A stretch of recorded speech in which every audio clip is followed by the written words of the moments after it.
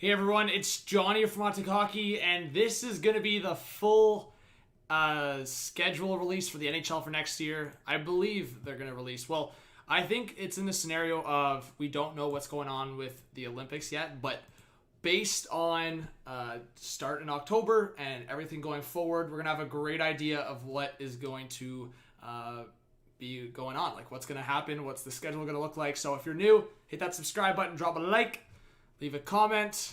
We are live again. We're live again, so let's see what's up. All right, let's see who's in the chat. I'll pull it up on my phone. We'll get Twitter going here. And this is pretty interesting. Look at that. Shane Gosper said he's getting married in 2 weeks. Also said he got a text from fellow Floridian Chikrin. There you go.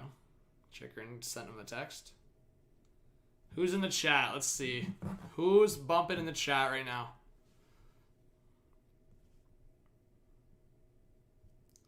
Hey, what's up, Logan? Salty, Wes, Aiden, Evan D, Chris. Salty, there you go. Yeah, I know as well. What's up, John? Hockey, Colts, Noah, Future. Hey, what's up, Logan? Congrats to Ghost. Yeah, big congrats to Ghost. All right. So, I like Seattle's trade today. Yeah, getting a fourth for Pitlick. Pretty solid. All right. So, let's pull up what's going on here. Tim and friends, sure. Are they talking hockey? Yeah. What's up, Bells? How's it going, Raleigh? I did see Jamel Smith sign. Do I think Seattle's a contender? Not as they are right now, but in the Pacific Division, I think anything could happen, so we'll see. All right. I'll put this lower. All right, so it's supposed to come out in 5 minutes, as far as I know.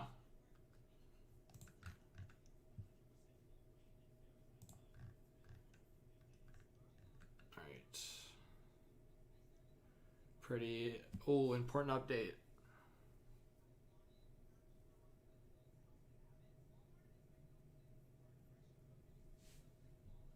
Jeez.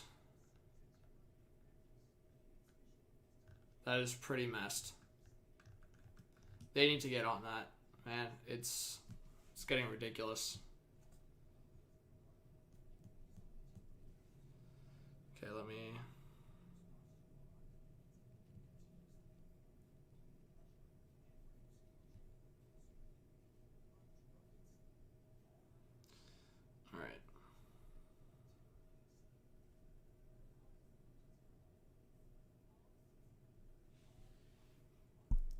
When is the 2021 NHL schedule? Dylan, apparently it's in... Guys, it's in 3 minutes, right? We're supposed to get it? NHL PR is supposed to post it, or... But, yeah, I did see this. So, expect the Sens to open their season at the Canadian Tire Center on October 14th with a Battle of Ontario against the Toronto Maple Leafs. So, not bad. October 14th. Man, time's going to fly by. Like...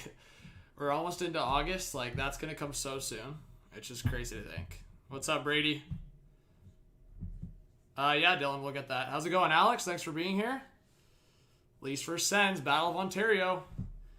What's up, right guy? We got 93 in the chat. Hit that subscribe button if you're new. What's up, Liam? Hello, Christopher. Hey, Fangirl with the 3. Thank you so much. That's how many more subs until 40K? I think we're around 290, I believe. Around 290 subs away. So, we're getting there. Hey, there you go, Rebecca. What's up, MB? How's it going, Jack? Toronto is going to lose after a 5-1 lead. Maybe Colts. You never know. Who's ready to see the schedule? Hey, HTH Nation, who's ready to see the schedule? Yeah! Yeah, it's going to be an 82-game season. What's up, Cameron? How's it going, Jeremiah, in the chat? Yeah! New schedule dropping in 2 minutes.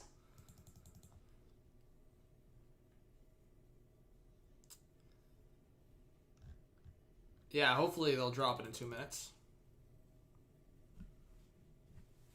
Hot take, Maple Leafs missed the playoffs? Okay. Maybe. Alright, let me, give me a sec.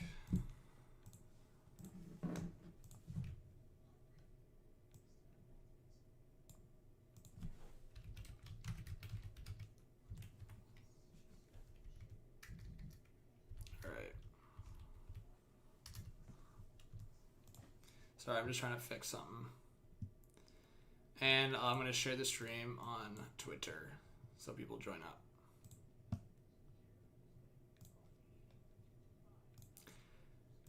I hope we get like a couple big games, like maybe like double headers on Saturdays, if that makes sense. Like I want to see like big series or like different like rivalries like spill into a weekend, like back-to-back days. Like I think that'd be a lot of fun.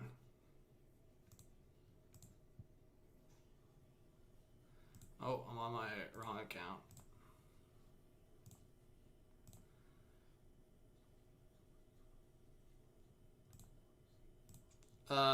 Well, Salty, is it the same one that I know about? I'm kind of confused. Like the very first game?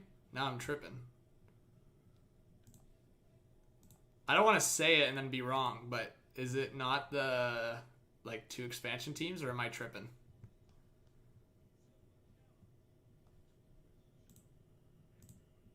Or is that a different day?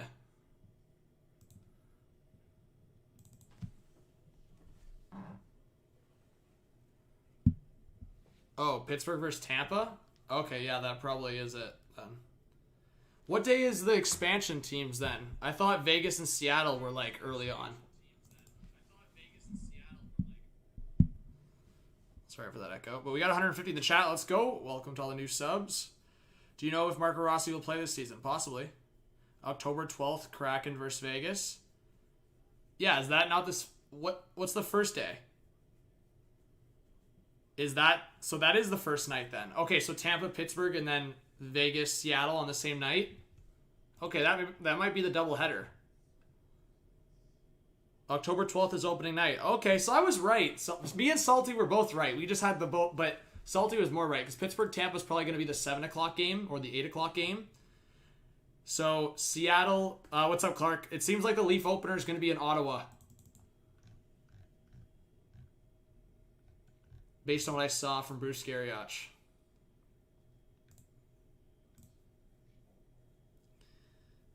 The damn schedule? Yeah, it's 6:01. Where's this schedule at?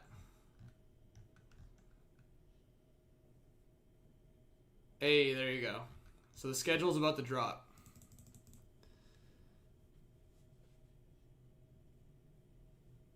Yeah, it seems like the Leafs Sens will be the first game with the Leafs. But yeah, first night, October 12th, based on what we know right now, is going to be probably, Pittsburgh, Tampa, and Vegas, Seattle. I think that's what it's going to be right now. So Tampa will be able to raise their banner, I believe, if it's in Tampa. And Vegas, Seattle, Seattle's first game. In Vegas, though. Schedule pushed back to 6:30. Stop. Oh my god. Are you kidding me? What a load of bullshit. Alright, well, we can talk about the draft too, because we were going to talk about that anyways. Where's Ray Bro at? Ferg, I'm going to rage. ESPN, are you kidding me already with this?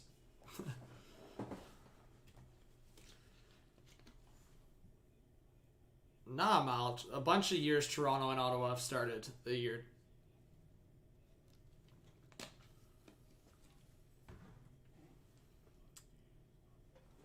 William. Bro, like, ESPN needs to prioritize. Come on.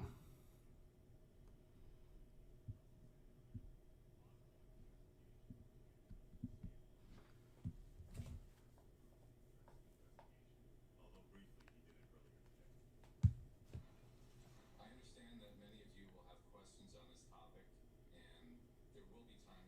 So Bowman's talking about the allegations, right? This in more detail in the future.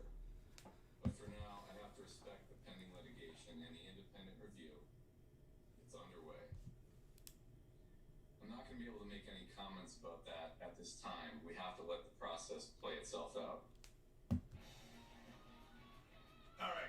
All signs pointing to Zach Hyman signing long-term with the Oilers. Multiple reports say that the Oilers and Hyman are working on a 7 or 8 year deal with an average annual value in the $5 million range. In order to sign the 8-year deal, Strome for the 10th overall? I don't know about that. And provide them with a little compensation. After picking him in the expansion, Yeah, that'd be sick, Prince Chicken. have flipped Tyler Pitlick to the Flames for a 4th-round pick. Pitlick, who started his career with the Oilers, joins his 5th NHL team. What's up, Logan? Goals, 11 points, 38 games with the Coyotes last season. Bit of a surprise here. Hurricanes traded Joel. Well, guys, let's give it time. ESPN might be a good thing for hockey, as I've said. It just...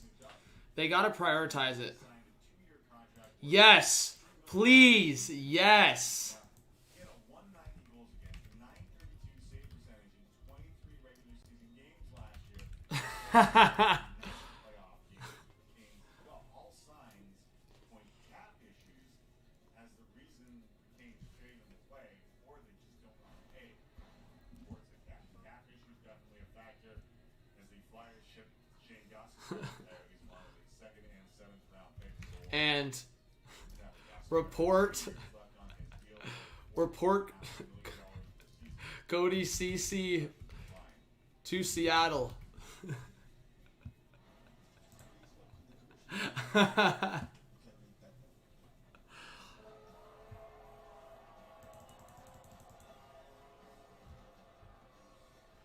right, let's see here.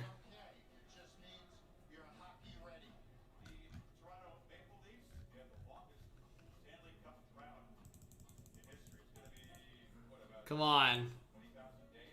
Saravelli, where are you at?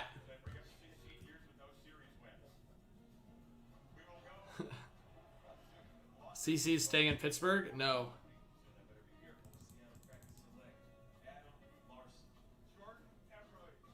Robert Ferguson, thank you so much for subscribing. I appreciate it.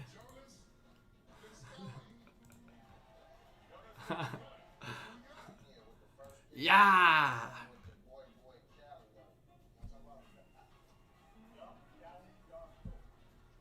Come on, Drager.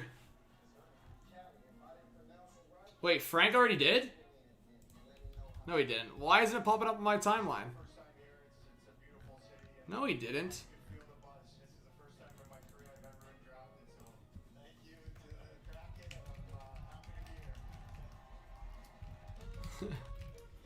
Saravelli, where are you at with the schedule? Sports Alert says, when's the Canucks schedule released? It's coming up. Anything on Hyman? It just seems likely he's going to go to Edmonton. The wagers look real nice, and it'll look nice when Margino puts that C on that crack. Wait, look at these. I want to see the replies. Yo, nice stream. W. W's to the stream. Yeah. In a question 2 comment, we'll get into all that in a flash. But what you make of the expansion draft? Hey, Glenn. Thank you so much for subscribing. Welcome to the new subscribers. On the way to 40,000. Let's go. Any Devils news? Hey, what's going on, Owen? Nothing Devils news right now. Oh! Bruins schedule.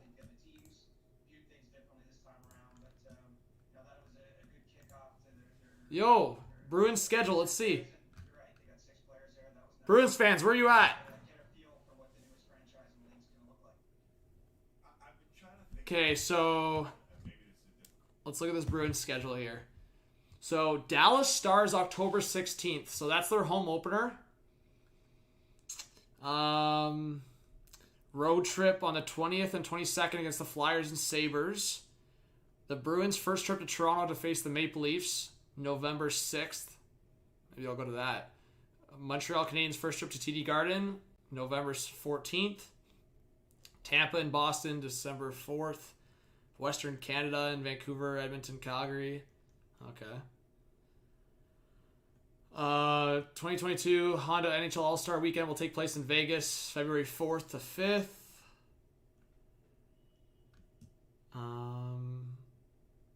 Oh, the Bruins are finishing the regular season on the road against the Leafs. The last game of the season for the Bruins. Guys, oh my god. Imagine the Bruins Leafs like battling for the like the division spot or battling for like a wild card spot in the Atlantic, and they face each other at the end of the season. Should I go to that game? That'll be in Toronto. April 29th. Oh my god, that would be a crazy game. If that game mattered in terms of playoff implications, that would be a crazy game.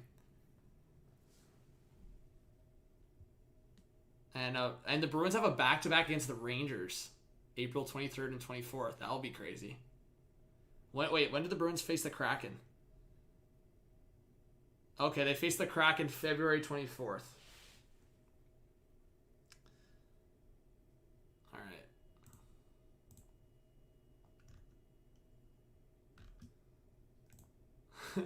People were wilding. Alright. Devils schedule soon. Wow, we'll never care what schedule releases. That's lame.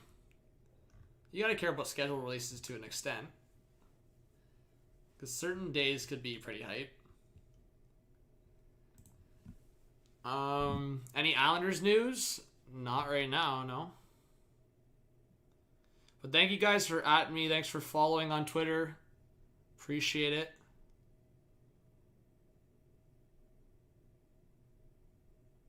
Let's see. I'm trying to see if there's anything else out there for the schedule. Not right now. Hey, let's try to get 100 likes, guys. 30 away. Yeah, just what we saw from the Bruins schedule. How did the Leafs not get in on this trade? Bro, for $3 million. Dubas should have freaking thrown a second and a prospect at him.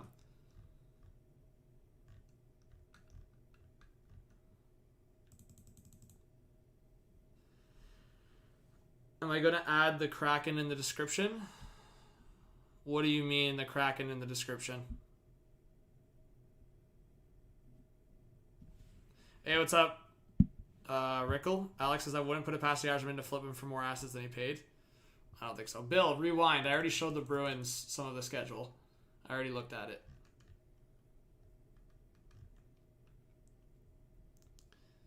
Like NHL teams in your bio. Like you're talking about in here? Okay. Cody Ceci shorthanded.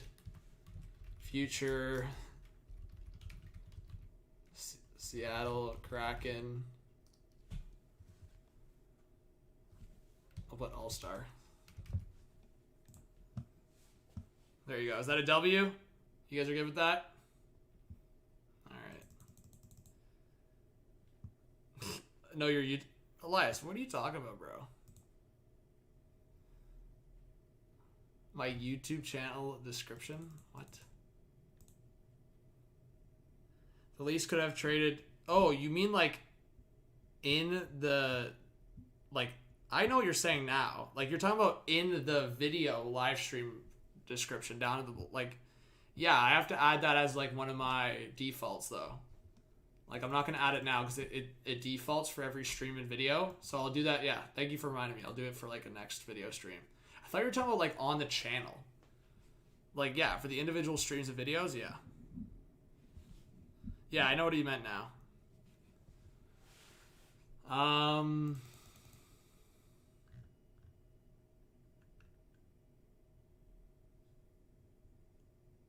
Okay, so Nedeljkovic wanted to go.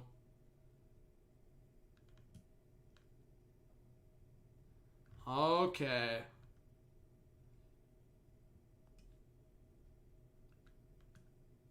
So Nedeljkovic's partner has been long distance, and she's from Detroit. That makes sense. Well, you know what? I'll give respects to Carolina for at the very least doing that. Setting Nedeljkovic where he wanted to play. That's respectable, but still should have got more. Like, Stevie Y had so much coverage there. Or, not coverage, leverage.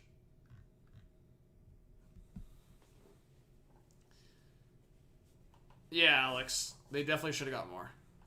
No, Salty. Nedeljkovic is, I don't know if it's a girlfriend or fiance but whoever he's with is, I guess, from Detroit. So, oh, Detroit fleeced. Stevie Y fleeced Carolina big time. So nice. We have to wait another 15 minutes till this official schedule comes out because Drager's refusing to release it. These guys know the schedule. It's just ESPN's delaying. Like, how is that even a thing? I'm sorry. Like, Earlier, like I hope his guys appreciate this because it seems like he is going straight with whatever faith he has in these guys and moving forward. frickin' Dubas. Any Knights news in terms of what? The schedule? The Knights and Kraken play, I think, on the 12th. I think. Okay, guys, hit that subscribe button if you're new. Let us know in the chat if you're a new viewer. Thank you guys for joining the stream. Just wanted to go live for a bit, and then we'll maybe stay live for a little bit of a draft preview. But we'll see. Evil, you're new?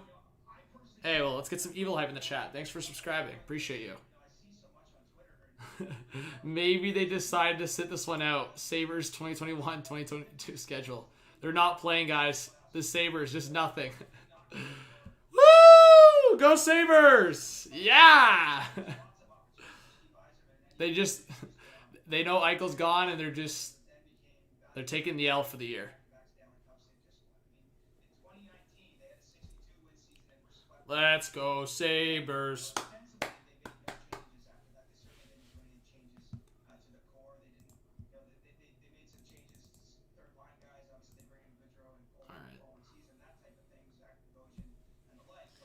When does Montreal play the Kraken? We haven't found out yet. We'll find out in 10-15 minutes. Let's see here.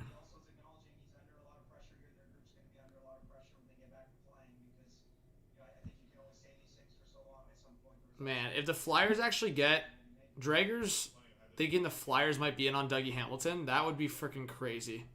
Oh my god, I'd literally get mad. I wonder if Hamilton's interested in that. Thank you for whoever sent me that. Respects. Do you agree with that sentiment? Like, I don't know if it's media, I don't know if it's fans, I don't know. It just seems like there's way more patience or ability to have patience with teams in the States. I think it's fair. Patience for teams in the States. Tim, buddy. The Leafs haven't been in the playoffs in 17 years. I've not won a cup since like, bro, what do you mean patience? I think people are far from like so past that point. Obviously, teams in the U.S. are gonna have more patience. Eric says, "Hey John, do you think the Capitals will move Kuznetsov?" I think it's more likely than not. Yeah. So Quinn, Dominic says, "Hey John, been a while." Yeah, Dominic, good to see you in the chat. How you been? Joey, I just said the Knights and Kraken. It seems like that's gonna be the first game. Or on the first night. So, yeah. Hey, how's it going, Nordic? Guys, you guys keep asking about like the same teams over and over again. I literally addressed it. We don't know the schedules yet, except for like individual schedules like for certain teams. Like Buffalo's came out because they released it themselves. Or did I say Buffalo? Boston. Well, Buffalo, that was a weird site error, I think. But Boston released theirs.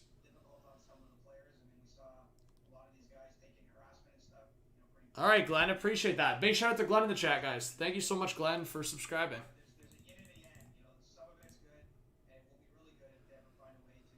Okay.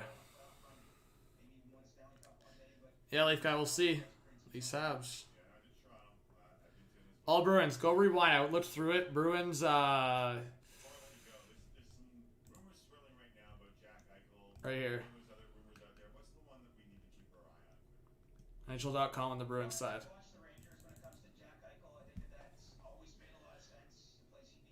Hey, thank you, Shando. And we just got 100 likes. Let's go, guys. Let's get 200 now. Thank you for 100. What's up, Ben? Hockey says Kuzi to Columbus or Golden Knights. I'll see. Chase, why are you saying Hyman went to the Oilers? That hasn't happened yet. Yeah, it's rumored that's going to happen. Not confirmed yet, though. It would have to be. It would have to be a sign and trade for it to happen now. It's not. It's not July 28th yet. July 28th is the first day of free agency. Hyman's a free agent. The Oilers can't sign him unless the Leafs trade Hyman to the Oilers. Once the 28th hits at noon, then they can officially sign Hyman, unless the Leafs trade him. Where's the schedule at, Eric? We have to wait another 10 minutes because ESPN's delayed. Yeah, I already read that. The All-Star festivities will be in Vegas February 4th, 5th. It showed that on the Boston page. Thank you, Michael. Appreciate it. Thank you, Danny. Appreciate the kind words. Hello, McIves. There you go, Evil. Yeah, guys, thank you. Welcome to all the new subs. You guys are awesome.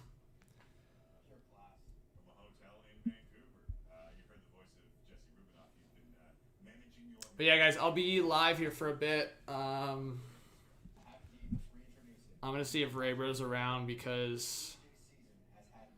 unless he wants to record a video, but...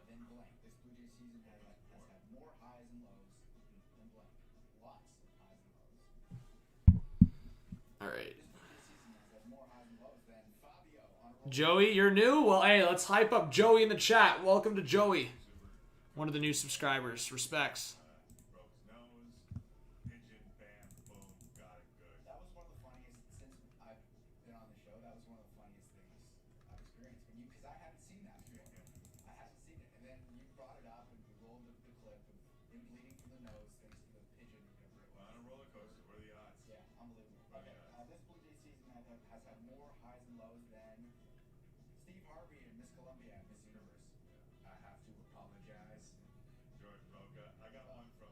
Yeah, Jason, Monter, we just said that. The festivities for the All-Star will be... I just said it. February 4th and 5th. In Vegas. Yeah, I have a Discord. The mods can drop the link. Guys, mods, drop the link to the Discord second channel. Appreciate you guys. Bennett, what's up? Mal, I didn't say that. We're getting the whole NHL schedule, guys, in 8 minutes. We can wait. Yeah, Ari, in 8 minutes, we'll get the schedule.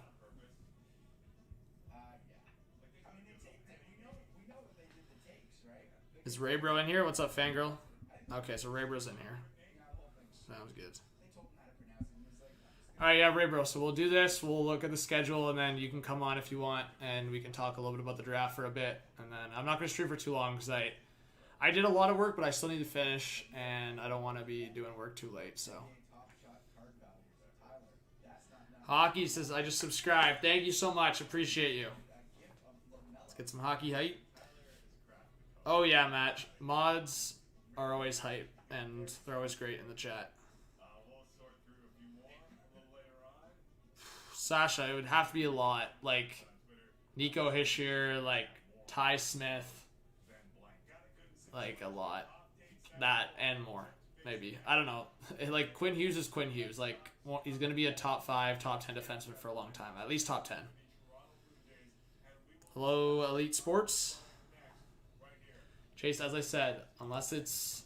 the Oilers will tweet it out, or you'll see it on NHL.com. If not, then we will get it all at once in 7 minutes.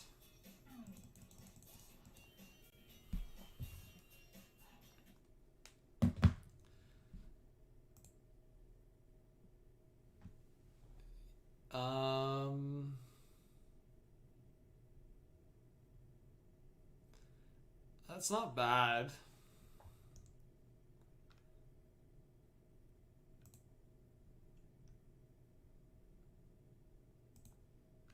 That's actually not bad for numbers. I'm actually, like, impressed, to be honest. Considering it was just the expansion draft and, like, everyone kind of already knew the picks. Well, everyone did know the picks if you just were aware. I'm actually impressed, to be honest. That's actually decent numbers.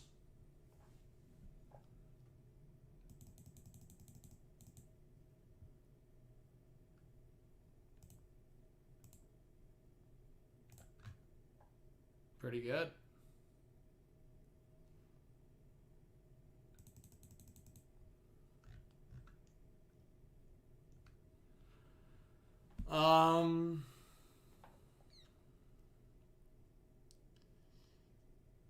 If you had to win one game, would you rather have Marchand, Bergeron, Hall, and Pasternak, or Tavares, Matthews, Marner, and Nylander?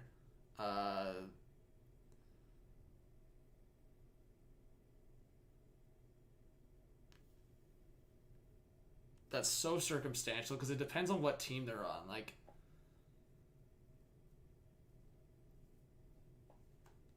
probably Boston.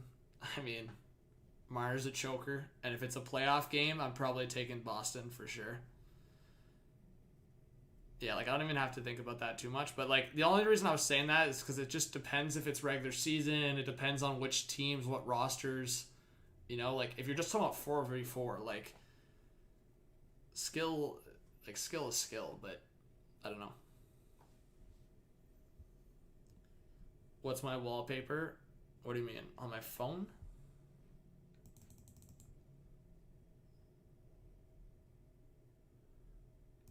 There you go. So NHL All-Star will be Vegas February 4th to 5th. NFL Pro Bowl will be Vegas February 6th. So Vegas is going to be bumping. Guys, who's down for a Vegas trip in February? That actually would be pretty sick.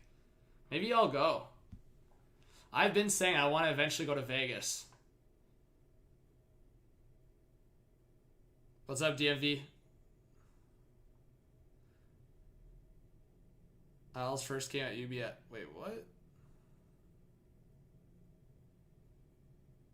Damn, fangirl. Meet up with Tate? Maybe. What's up, Nevin? Let me just fill up my water. But the schedule's coming out in 5 minutes, guys.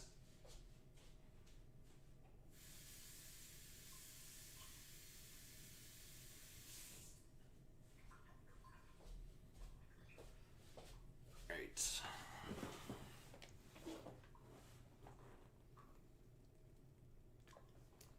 We have 240 in the chat, guys. Welcome to all the new subscribers. Smash the like button. Yeah, I'm Trey. I'm still young. Like, I'm only 22. And I just finished university. So it's like I haven't really been able to go for a trip. But, hey, the Islanders play their first 13 games on the road before opening UBS. They don't play. I thought... But who said that? I thought someone was capping in the chat. They don't play in UBS Arena till November 20th.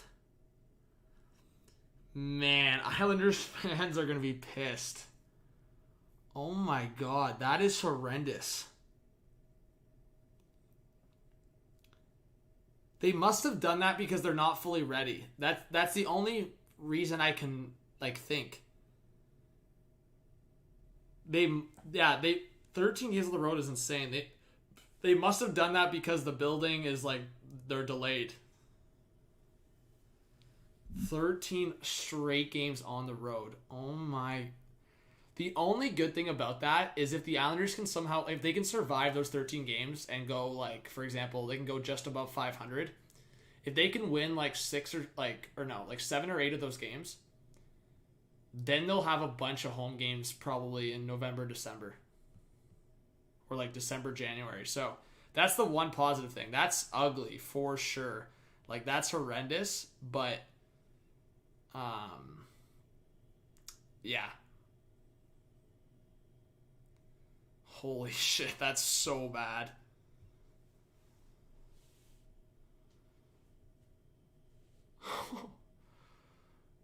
Islanders fans, how are you feeling on that one? That's bad. Okay, so NHL season opens on Thursday, October 12th with Pittsburgh at Tampa and Seattle at Vegas. So I told you guys. So, hey, Salty. Me and Salty. Guys, can we get some HTH and Salty hype in the chat? We nailed both those games. So, yeah, Pittsburgh-Tampa is the first game. I would imagine it's at like 7 Eastern time. So we'll be streaming for that first game. And then Seattle-Vegas in Vegas at, I think, probably 10 or 10:30 p.m. Eastern time. I'll pull it up right now. There you go.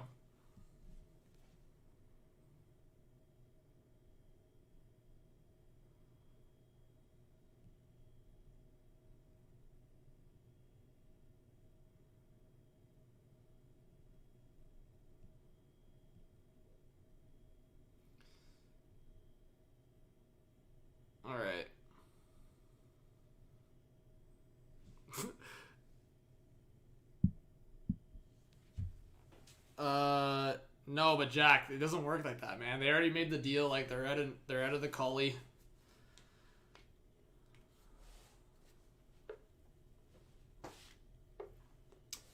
April 20. Yeah, I'm actually shocked that the season's that spread out. But if you think about it, now with 32 teams, it adds a lot of games.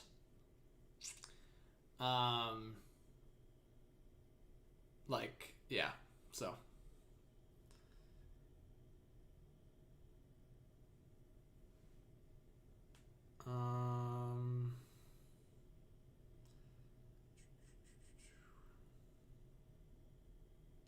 But man, this is crazy.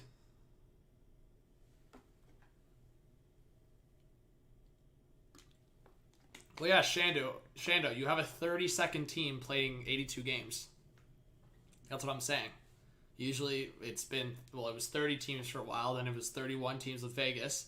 Now it's 32 NHL teams playing 82 NHL games.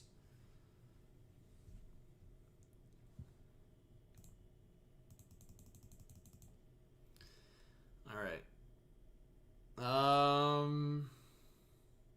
Are they allowing NHL players to the Olympics? We don't know yet.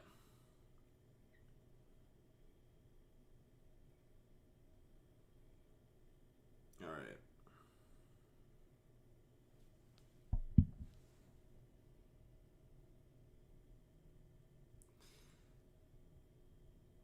All right, let's see. Big shout to Zeta. All right. Season opener for the Oilers.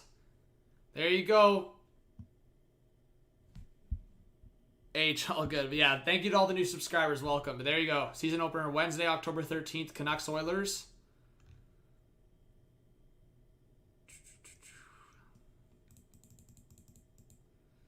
I'm waiting for NHL like PR or something. Let me see.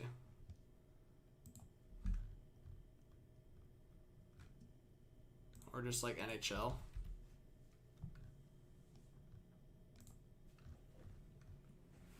Come on. ESPN. Hey, Devil's Prodigy, thank you so much for subscribing. Appreciate that. Let's just search up NHL schedule.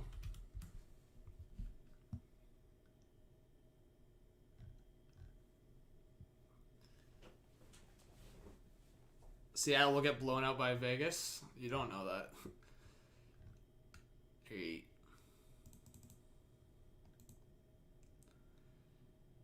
All right, so the 2021-2022 schedule factors in an extended break following the All-Star weekend, which is set aside if NHL players participate in the 2022 Winter Olympics. So there you go. So they set aside the time.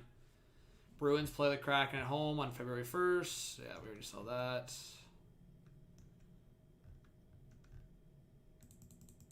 All right. Good to see the season starts with the champs. There you go, Chad. Yep. Pittsburgh, Tampa, Seattle, Vegas. Opening night.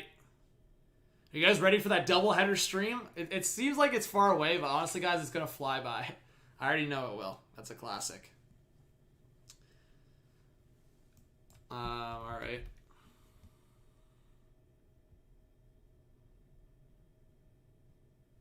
Hey, Dimitri, thank you so much for subscribing. I really appreciate it. Wait. Zeta, what?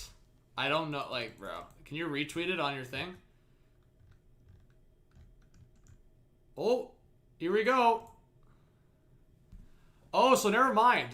Ottawa's. It's not Toronto's. I thought they were referring to Ottawa and Toronto's. Never mind. So Toronto's is against Montreal in Toronto. So Toronto's got a back-to-back there. Montreal in Toronto Wednesday night, October 13th, and then Toronto will play October 14th against the Sens. Chicago, Colorado, Vancouver, Edmonton, Washington Rangers on that October 13th.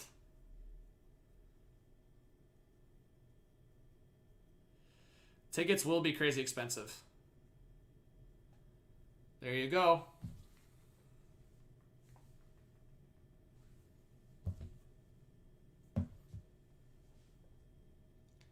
All right.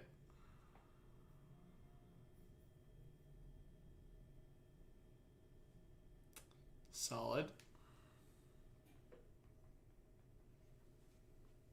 No more NBC, ESPN. ESPN, ESPN Plus. There you go. So that's the season opener. And let's see. Okay, so I think you guys can read that. So a rematch of the 2021 Stanley Cup Final will take place on Tuesday, December 7th when the Habs play host to the Lightning. Yeah, we already know that. The Islanders, I'm surprised they're hosting the Flames. The Islanders should have hosted like the Kraken or like the Rangers. You know what I mean? Like they're hosting the Flames on their first game at the new arena. Like, why the Flames? Go like something fun. The Rangers, the Kraken, something fun. But yeah, the Kraken will play their first home game on Saturday, October 23rd against the Canucks. We already talked about that. 2022 Winter Classic, January 1st, Wild Blues. We already know that. We already know the All-Star stuff. February 26th, the 2022 Navy Federal Credit Union NHL Stadium Series, where the Titans play, and that's going to be the Preds versus the Lightning. We already kind of knew that. And yeah, 1,312 games for the regular season schedule, 82 games per team, will conclude Friday, April 29th, when 30 of the league's 32 teams take to the ice. That is freaking crazy. 30 of the teams will play that night. Wow.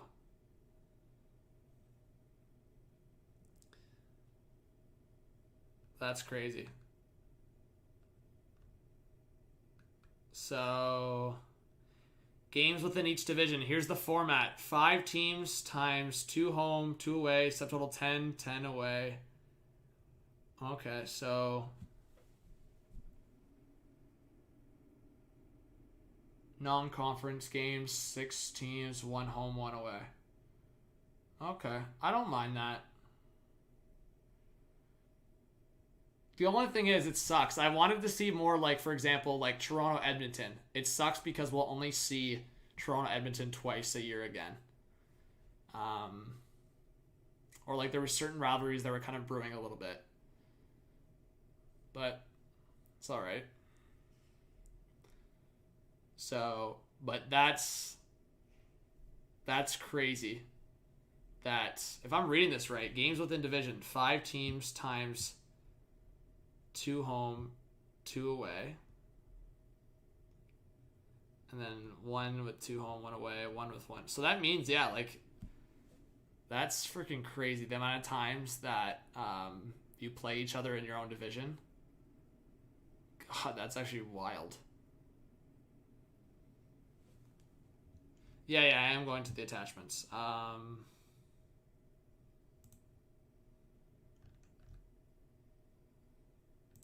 go back.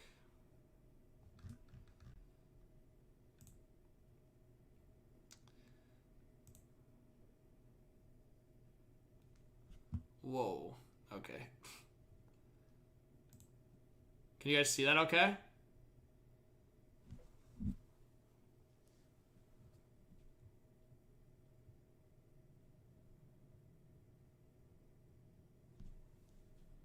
I think you guys can see that all right. All right, so Vegas, LA. Let's see, any interesting games? Seattle, Nashville. So these are the home teams. So Seattle, we already looked at this. Seattle's hosting Vancouver. Where is this? Is it on this? Wait, what day was it again?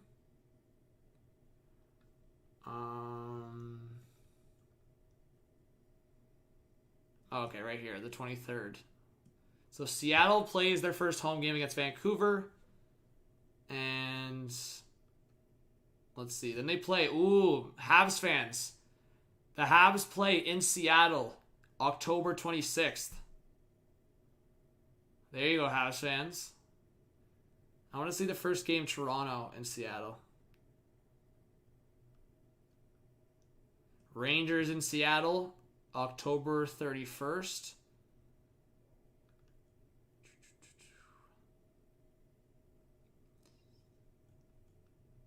Let's see.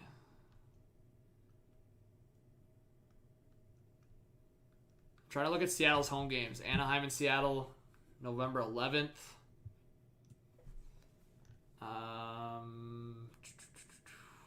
Let's see, Minnesota and Seattle, November 13th. Chicago and Seattle, November 17th. Colorado and Seattle, November 19th.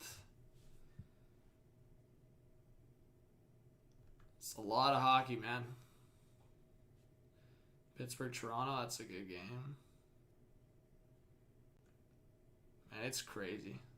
So that's the run right here. Calgary in New York against the Islanders at UBS Arena. Ooh, there you go, guys. Washington against Seattle, November 21st. There you go, Capitals fans. Islanders Rangers, Battle of New York, November 24th. Seattle in Tampa Bay, November 26th. Carolina in Seattle, November 24th. I want to see when Toronto plays in Seattle. I'm sure someone will tweet it out, but Edmonton and Seattle, December 3rd. But they'll play each other a bunch. Pittsburgh and Seattle, December 6th. Oh, Leafs play in Seattle December 16th. Is that what you said? Oh, December 19th. Right here. Yeah, let's go to that game. Let's do it. Who wants to go to Seattle? Jeremiah, let's go. Man, I'd be so down to go to that game. Toronto in Seattle. I hope the Seahawks play at home and around that time because I'll actually make the trip. If the Seahawks play that week, like one of those Sundays around there. Well, actually, that's on the Sunday. Ooh. Guys, oh my God, that could be so cool. Imagine the Seahawks play at home that afternoon, and then I go to the Leafs Kraken game. Bro, that would be such a W. If I could go to the Seahawks game in the afternoon if they played at home, and then go straight to the Leafs Kraken game after. Holy, that'd be so dope. I'd be so down for that.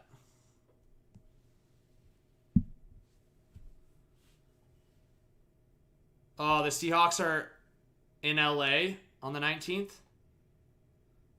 Ooh, but they're at home on the 26th. Frig, man, that's such a joke. That could have been perfect. But they play at home. I could make it like a week trip in Seattle if I wanted to stay till the 26th. Oh, but that's Christmas. What am I saying? Am I on frickin' Kako? Christmas in Seattle? Man, that's such a joke. Do the Seahawks play at home the week before December 19th?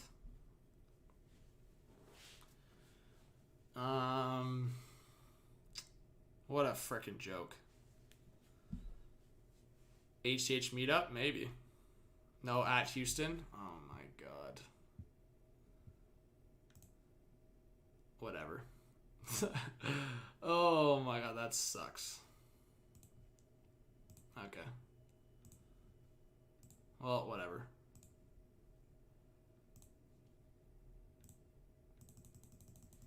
We'll figure it out.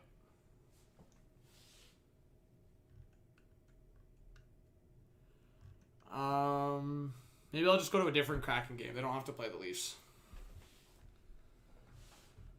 But that would have been cool if that worked out. Man, Jeremiah, that'd be so cool. Michael says, where's the schedule? Sorry if you already said it. You can go to NHL.com, and it's like posted for every team right now. When does St. Louis play some big games? St. Louis opens their season October 16th against Colorado. St. Louis comes to Toronto 23rd.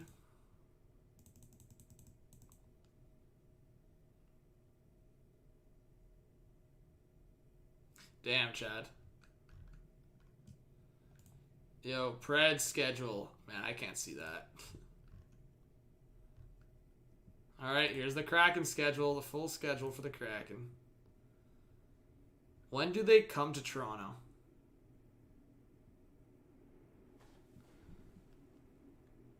Does it say? Oh, right here, March.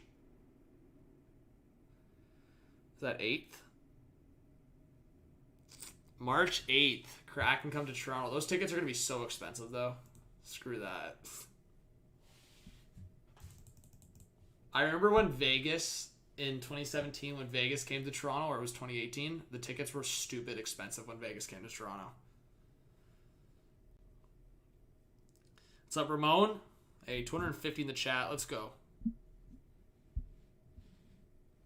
Hey, we've already gained like 20 subscribers, so thank you guys for subscribing.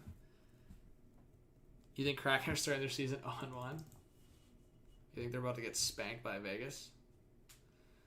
October 14th, Battle of Ontario. Yeah.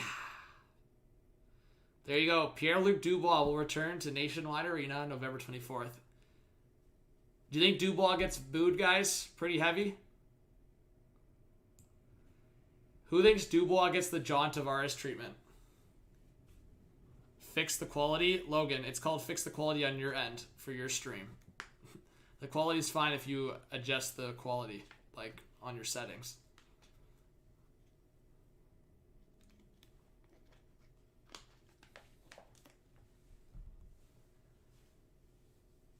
Yeah, fair, Oliver.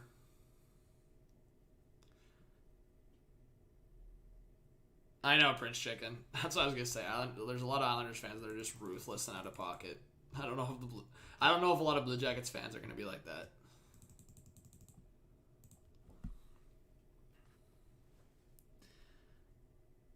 Am I here? Opening up the season with a dub. There you go. Flames schedule. Get locked up. So you guys can go to their Twitter pages, but yeah. I'll look through it on my own time too, but there's a lot of interesting dates, as I said. Ooh, Pittsburgh's last month is pretty tough. Guys, listen to Pittsburgh's last month of hockey. This is tough hockey. The only easy games they have are like, they're not even easy, but it's like the easier opponents, like Detroit and Columbus. Pittsburgh's last month of hockey is really tough. Colorado, Rangers, Capitals, Islanders, Bruins, and then they got like the Red Wings, Blue Jackets, and Philly, Edmonton, Carolina. Damn, Pittsburgh's last month, if they're like in a tough playoff race, that's a tough last month.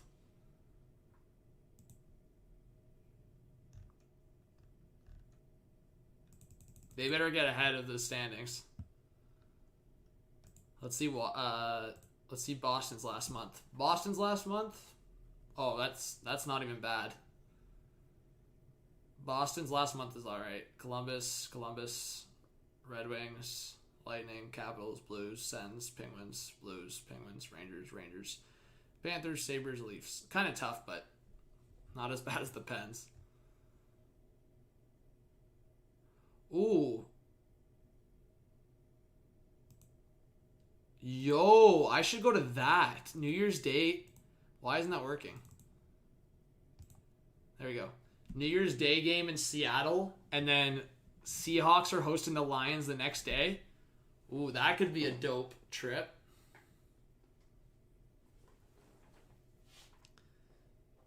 So pissed Seattle only goes to Edmonton one time.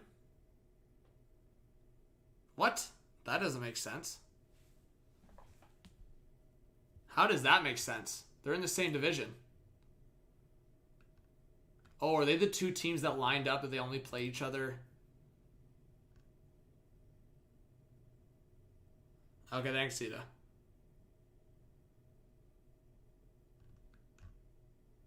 Wait, no, that doesn't make sense. They definitely go to Edmonton. I see.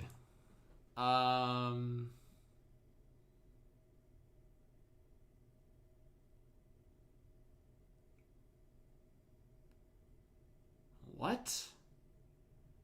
I don't get this schedule format. How do they only go to Edmonton once?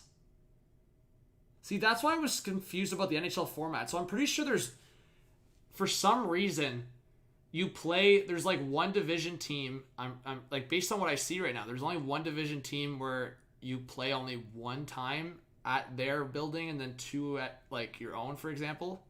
Because I'm pretty sure they play Edmonton 3 times. Let me see.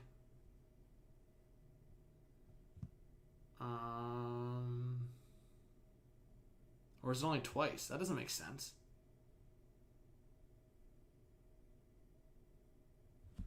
What?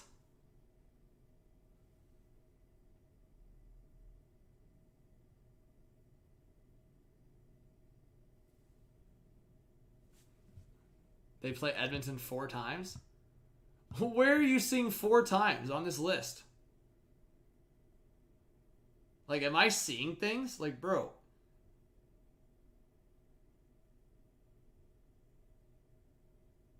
Wait, 1, 2, 3, 4, 5, 6, 7, 8, 9, 10, 11, 12, 13, 14, 15, 16, 17, 18, 19, 20, 21, 22, 23, 24, 25, 26, 27, 30, 31, 32, 33, 34, 35.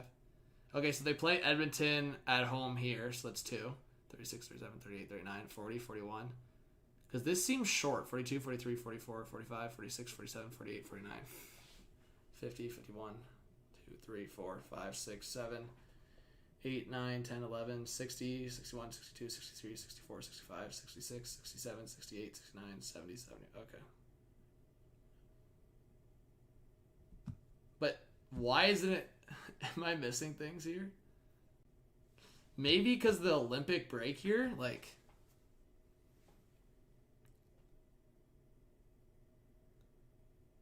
Oh, Edmonton twice here. But where... No, but what I'm saying is I already saw that. I'm looking for the other away game in Edmonton. So they only play Edmonton 3 times. So that's what I was saying, Prince Chicken. That's what I was saying about the format, because I was asking people. There's one team... Yeah, exactly what you said. The 5 teams in the division, you play 2 homes, 2 and away. There's one team, yeah, that you play 2 away, 1 home, and then another team that you play 1 away and 2 home, as you said. So that's what I was saying. So Edmonton's one of those teams for Seattle. So Oilers fans, if you wanted to see Seattle twice, you don't. So that's why I was trying to figure out like how they formatted that, to make it fair. Because it's like, that does make a difference, obviously. Because, I mean, I think teams are going to make excuses. It's only 1 game, but it still makes a difference. The Olympic break, potentially, Landon.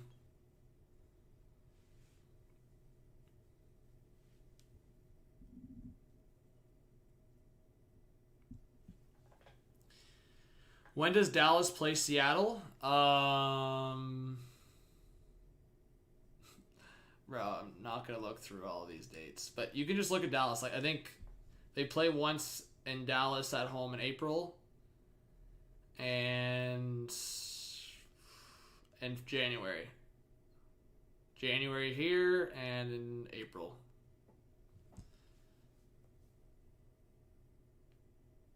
Man, that's so annoying, Zeta. Like, don't you think? Like, why do the Sharks and Knights only play each other 3 times? That's so stupid. Like, that's a rivalry I want to see. Those are games I want to see. Like, I get it, Joe, but they should prioritize some of these games. Like, I'm sorry, but I think people would rather see Edmonton versus Seattle than, like, for example, like, Seattle versus, like, I don't know, Seattle versus Anaheim? Like, I guess. I don't know. Like, I just think there's certain, like, matchups that I'd rather see 4 times. Or even 5 times. But, like, 4 times at least. Yeah, maybe they switch to a couple more games. I don't know. But 82 games has always been the thing, Yeah, Landon, Seth Jones to the Blackhawks could be a fit. Oh my, 13 backs-to-backs for the Leafs. Oh my. Let me see here.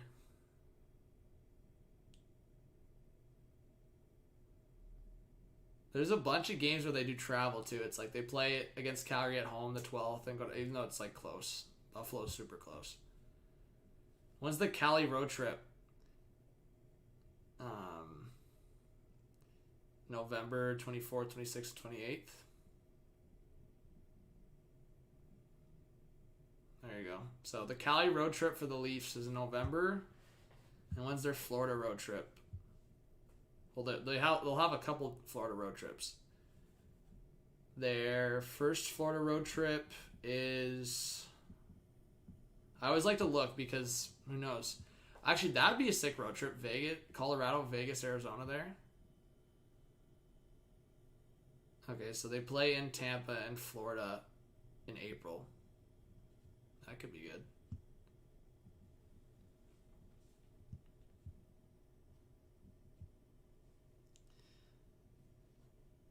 Slapshot, yeah. I think a couple trades will go down over the next 24 hours for sure.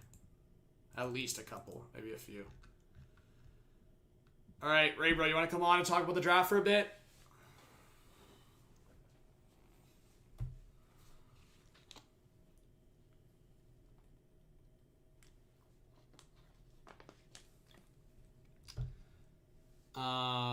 Rays are finalizing a trade for Nelson Cruz. Jeez.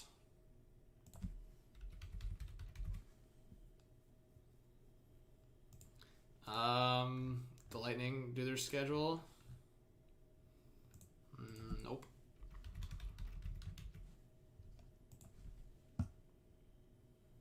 Here's the Lightning schedule. Lightning open up against the Pens. Their last game of the season is the 29th against the Blue Jackets. They have a back-to-back against the Islanders Blue Jackets. First game, Lightning Leafs, November 4th. Lightning also play the Pens twice in October. The Lightning California road trip is in January. Western Canada road trip is in March. No, Eli, but you can make assumptions like the Eastern times will be 7, 8. Western times will be 9, 10 in Eastern time. All right. Discord. Yeah, I mean, Skype would be easier, but if you don't have Skype, then we can use Discord.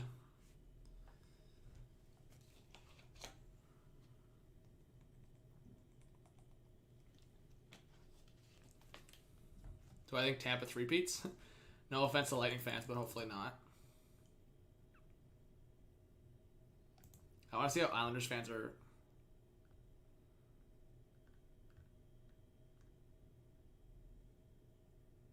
That's going to be some Spotify playlist.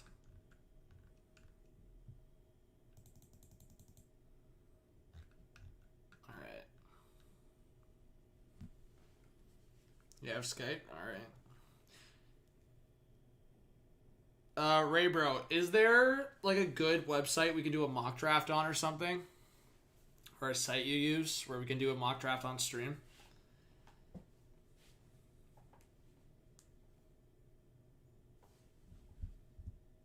Oh, I'm sorry, Patrick. Yeah, don't send donations or super chats if you can't. Obviously, I appreciate them, but...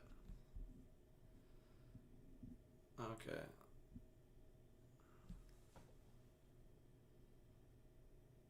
Draft Pro. Okay, Ray bro, send me the link on Discord so I can click on it. We can do it on stream.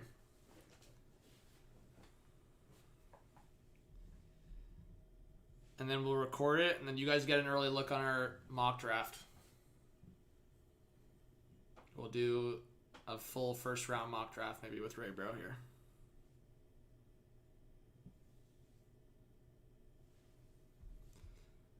All right, you guys have any questions for me?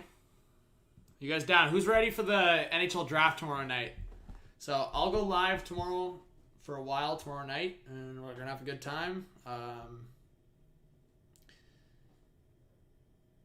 John Smith says, check out Seattle's roster. They can all keep their old numbers. Yeah, John Smith, potentially. Do the Leafs have a first? No.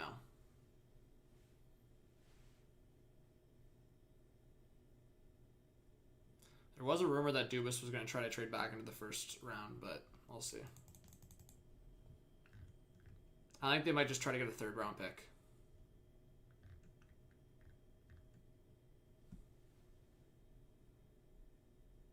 Damn, Logan. Tough start for the Lightning season. Braden, I think the Leafs have 3 picks right now as it stands. 2 or 3, yeah.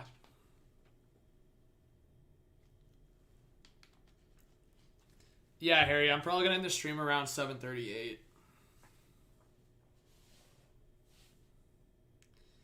Yeah, Blended. I think we're gonna get some trades over the next couple of days for sure.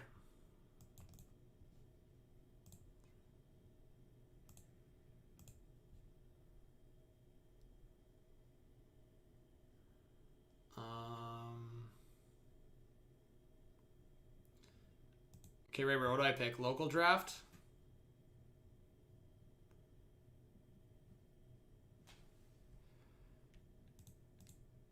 Yeah, but how do I pick for all teams?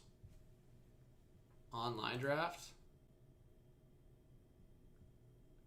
No, but yeah, but Ray, bro, I want to just like be able to select it for all teams though.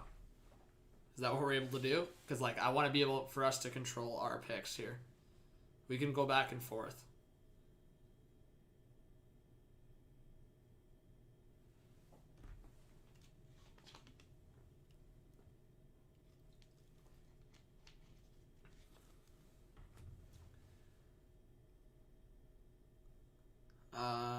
What do you think about Landy potentially going to the Isles? I could see it being a fit.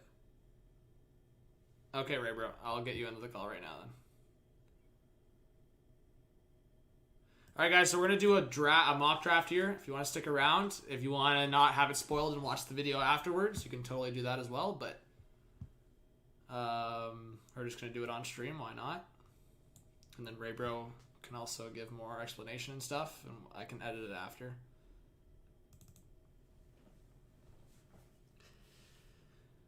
All right.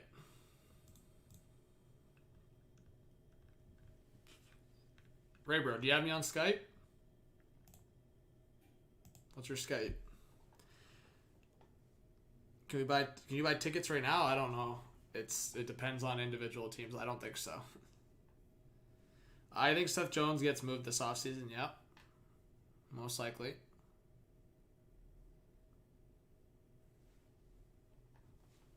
No, Prince Chicken. If Landeskog was to go to the Islanders, they'd be on different lines 100%. But I think the cool thing would be is if they get a guy like Landeskog, you could have Beauvillier on the line with Barzal, and you could run probably like a Lee, Barzal, Beauvillier, and then your second line could be Landeskog, Nelson, and I don't know, Bailey, I guess. I guess Bailey was with Nelson. But if you wanted to keep the Beauvillier, Nelson, Bailey line together, then that's going to be a problem. You're going to probably have to run Lee on Pachot's line, but I don't know if you do that. Like, I think it would make sense to run, even if you wanted to run Landeskog on Bailey's line, but I think Lee and Barzal have had chemistry in the past. So I think Lee, Barzal, and Wahlstrom maybe, or Beauvillier there would be good. And then have Landeskog with Nelson. Yeah, Jonathan C. Hot Take Hockey on Twitter if you want to follow. Okay, right, bro.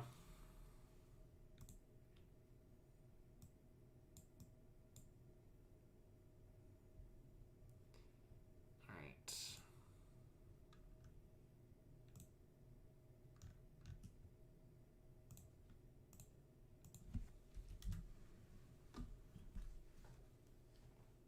Do I think the Avs will be fine without Landeskog? Well, we don't know that Landeskog's leaving yet, but we'll see.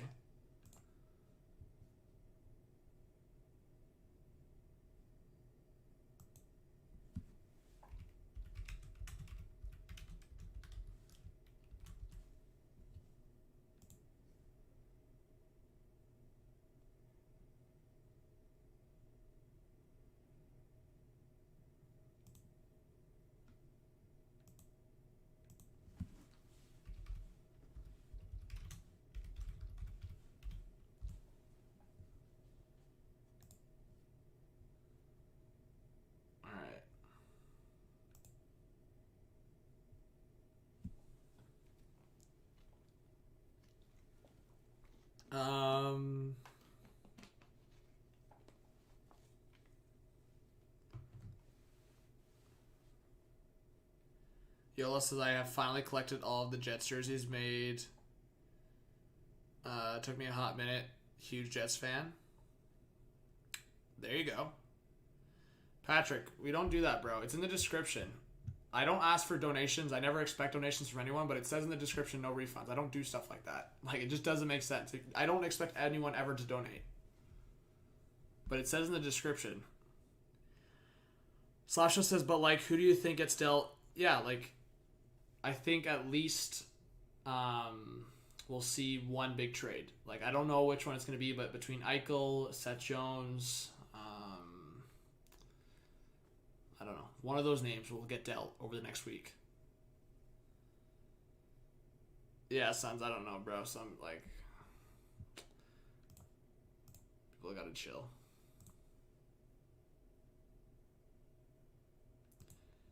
Ray, bro, you joining or what?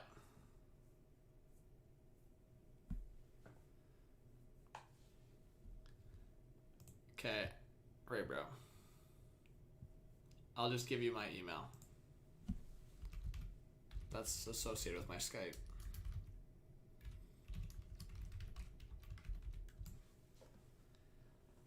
Oh, damn, Missouri, that's tough.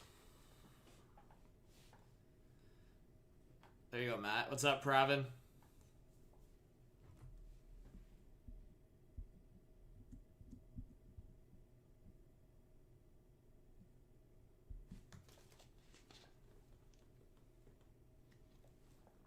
I'm just chilling. We're just gonna talk to Ray, bro, do a little bit of a draft, like a mock draft on stream, and then I'm gonna end stream and I'm doing work and we're gonna chill tonight. How did I feel about Dubas's media availability today? I was expecting HH and Steve Dangle meltdowns. I mean, big dream. I don't have the energy for it. If they do something really stupid, then I will get mad. But I'm not wasting my energy on that bullshit thing. You got it? All right. Add me or call me up.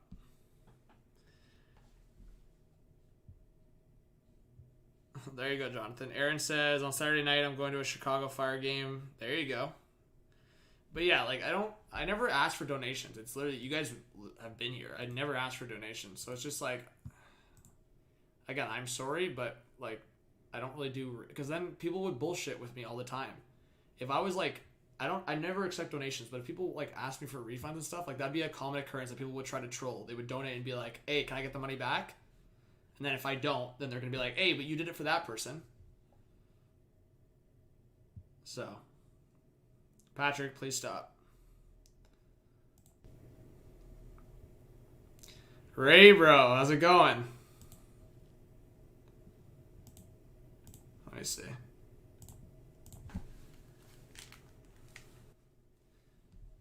Can you hear me?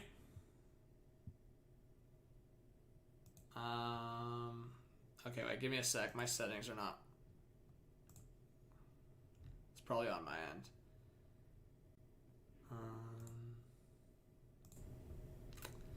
Hello, hello?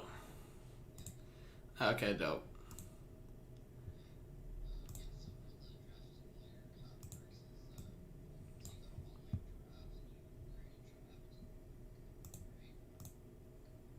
Okay, let me first get you on the screen.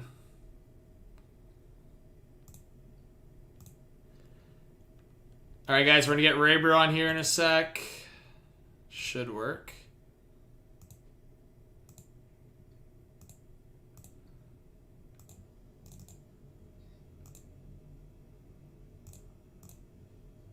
Bro, why isn't this working? Sorry, yo, technical difficulties.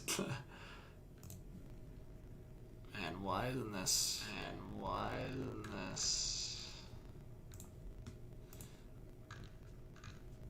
All of that. Maybe it is better. Man, the only thing I like using Skype because it's usually like more clear on the stream. Sometimes like Discord gets sketchy. All that. Maybe it is better. Man, the only thing I like using Skype because it's usually like more clear on the stream. Sometimes like Discord gets sketchy. There we go. Golden. Alright. Raybro is on stream. There we go. Alright, we're gonna make you in a box there. Just above me. All right, guys, say hello to Raybro. Let me know if you can hear him. You should be able to. Yeah, I think they could, hopefully. All right, dope. So Raybro, how's it going tonight? You chilling? Yeah, I'm doing good. How about you, John? I'm good, man. What do you think about the schedule based on what you've seen so far? What I see.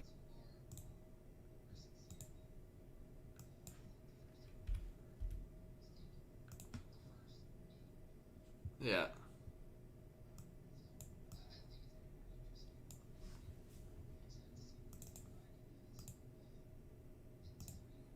Edmonton's gonna miss the playoffs in the Pacific, so.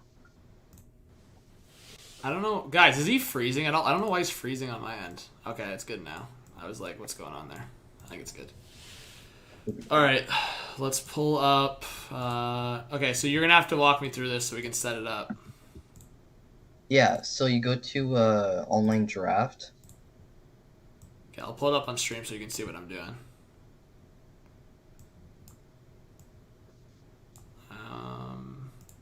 Here we go. Here, hold on, wait. What? There we go. Okay, yeah, so you go to, so you're on online draft right now, right? Yeah. So you go to create draft. And then, you go to, you just go, like, randomize, so just, click on. So only one round, because we're just doing the first round. Yeah, so if we're doing first round, yeah, do one round. And then click, OK. Like nothing needs to change for randomness, like yeah, randomness factor. Nothing, because you're gonna be simming the play picks for the AI. Okay. CPU timer, don't need any of that. For the CPU Ray, bro, I want us to be able to control all the picks here, so we can manually select them. Yeah. So it's like you want to control the AI what they're picking. Yeah. Yeah. Okay. Yeah. So So do timer 0. Hold on. Go 10 seconds. For goes 10 seconds. There should be like a place where you can pause the timer, so you can just have as much time to sim the picks. Okay. So I shouldn't go 0. It's 10.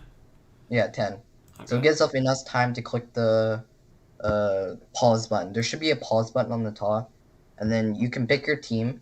So here, let's see. You have a name going, right? HTH Mock. Yeah. Yeah, I see it. So I'm gonna be joining in. Yeah. So yeah, here. So you pick your team.